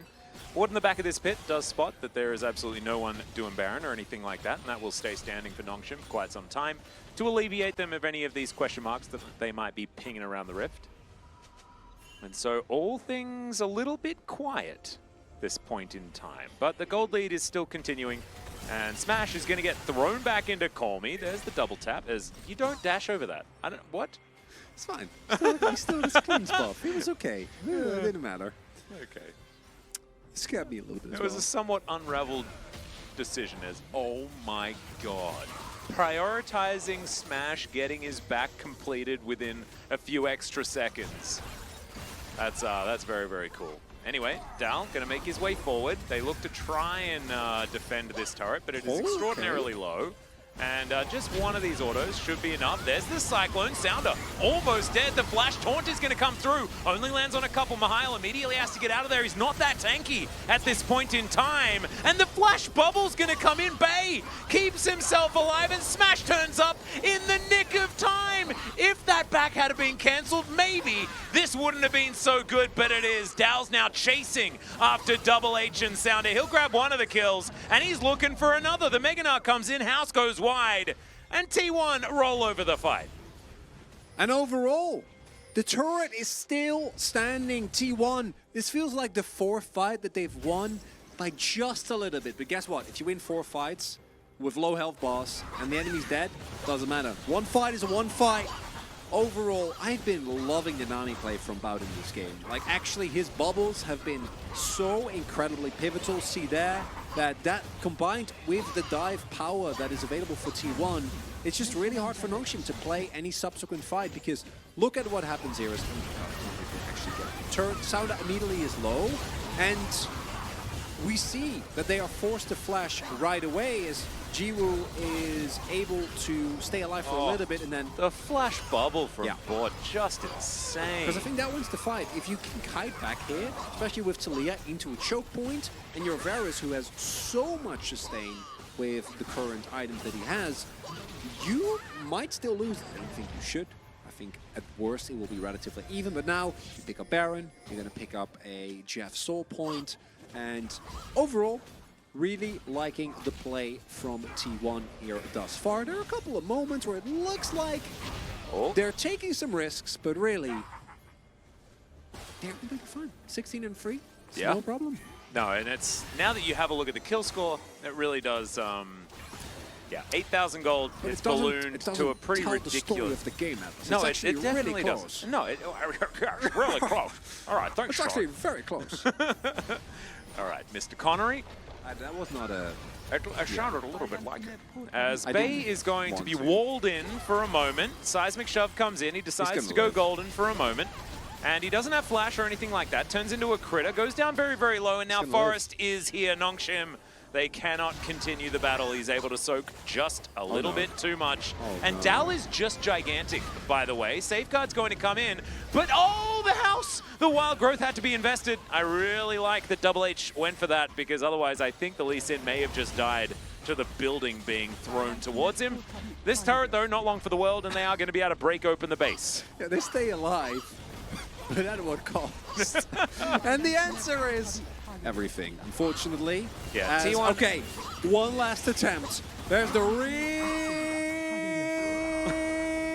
deep TP. Yeah, the real battle. Indeed. All right, so the Renekton going to get knocked up for a moment. But, he's getting some revenge. Heroic Entrance going to come down. It'll interrupt the dice as the flash forward from Smash is going to lock down the jungler. Call Me very, very dead, and now it's only the bottom lane left alive.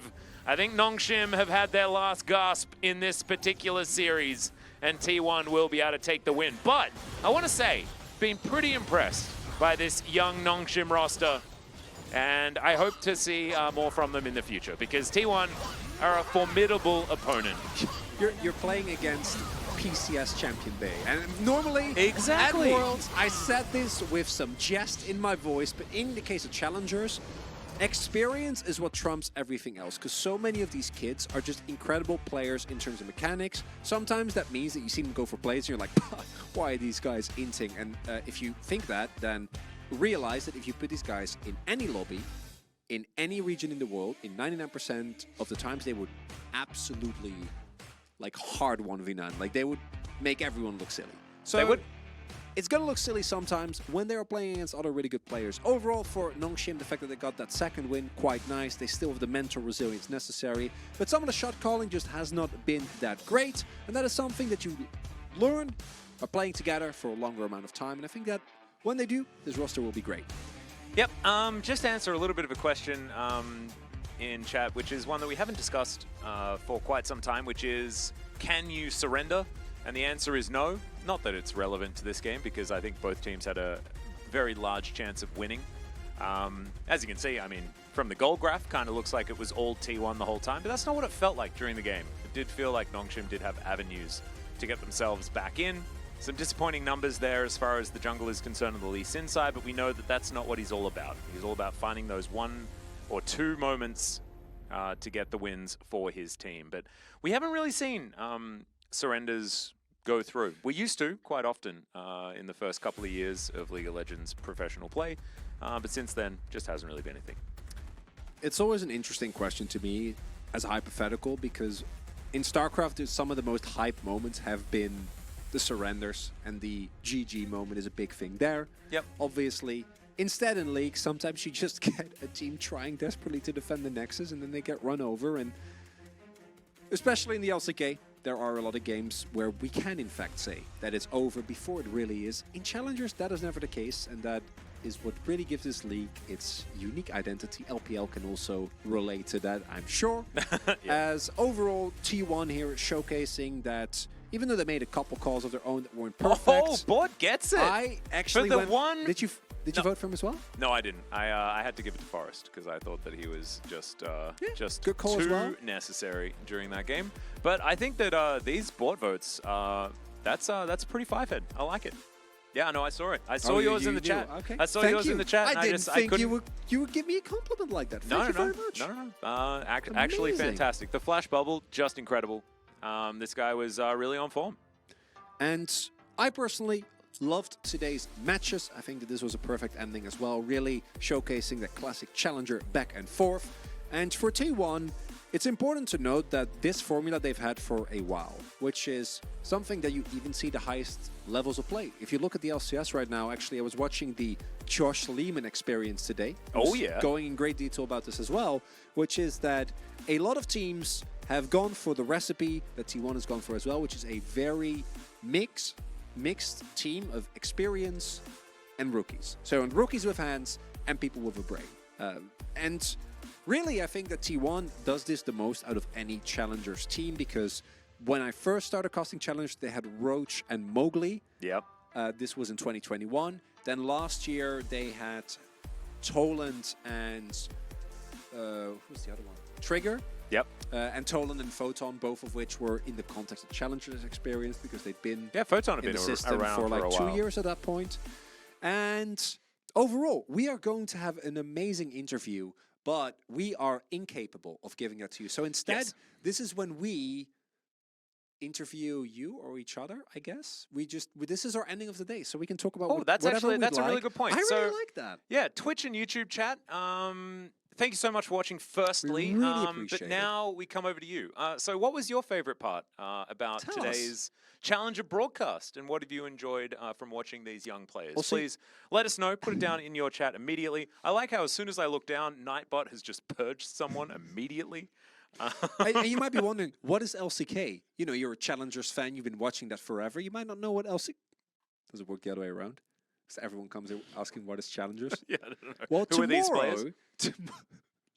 Where they watch T1 play, there's like, where's Smash? Who is this Gumayushi guy? That's what we need. That's what we need. That's the energy Just we John need. Star asks, what is the LCK? I like that.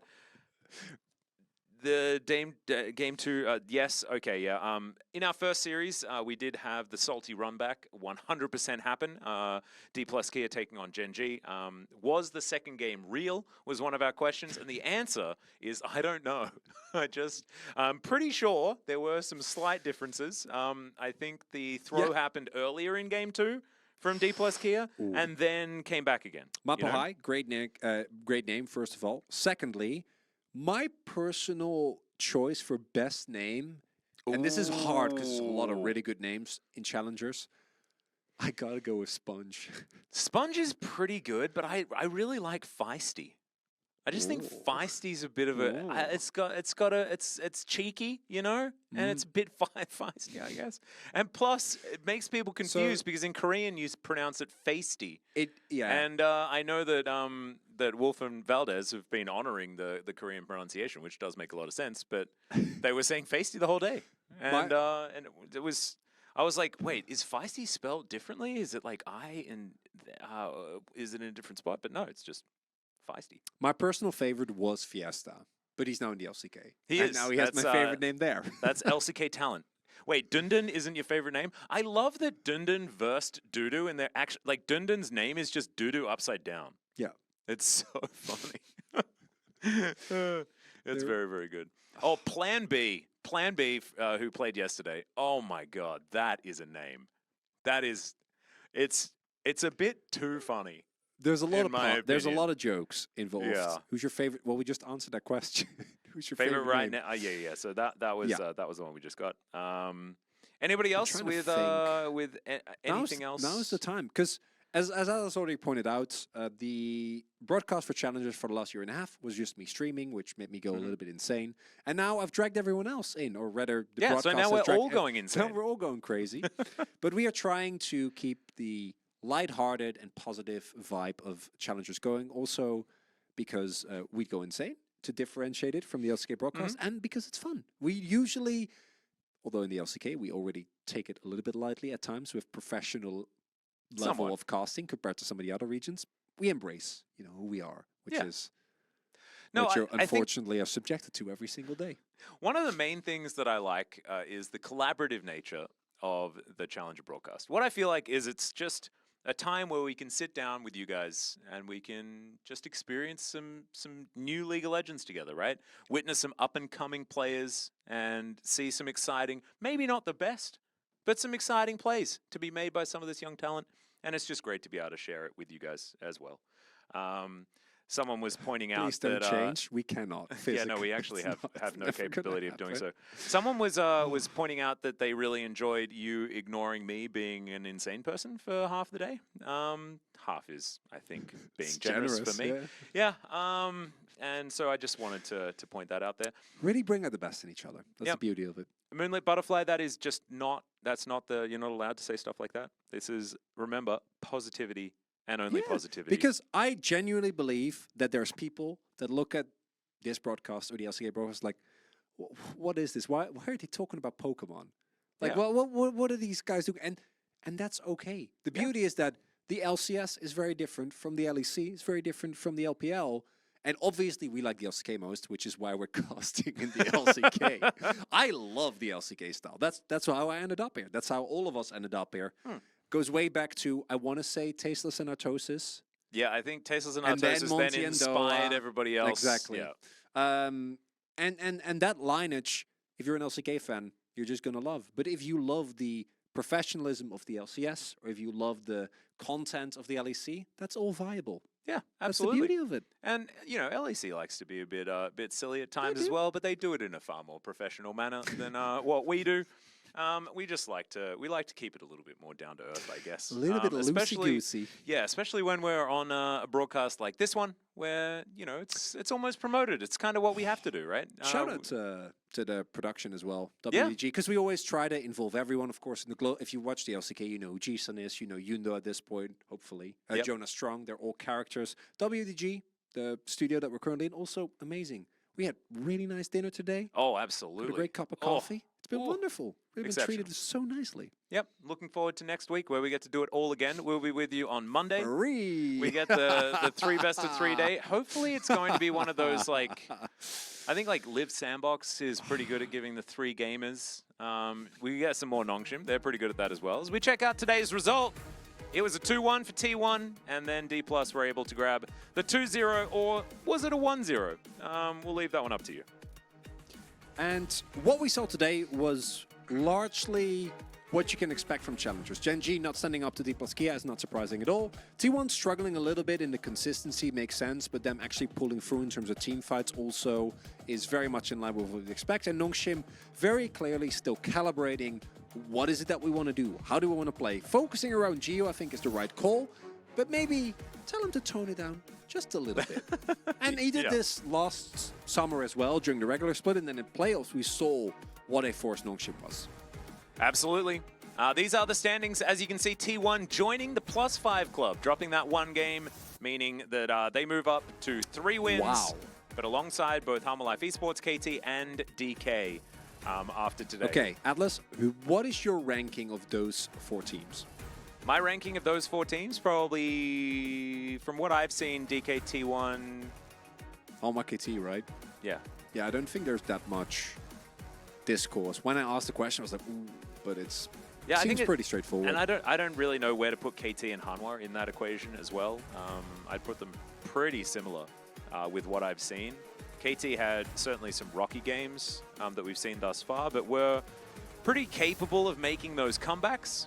So just looking forward to seeing what else is going to happen. Unfortunately for the bro leavers out there, it's been a rough start to the doesn't matter to the season thus far. Oh, look at that.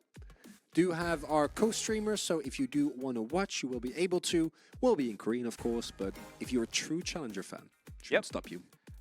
Pretty fun to be able to check out Hojin and Shai.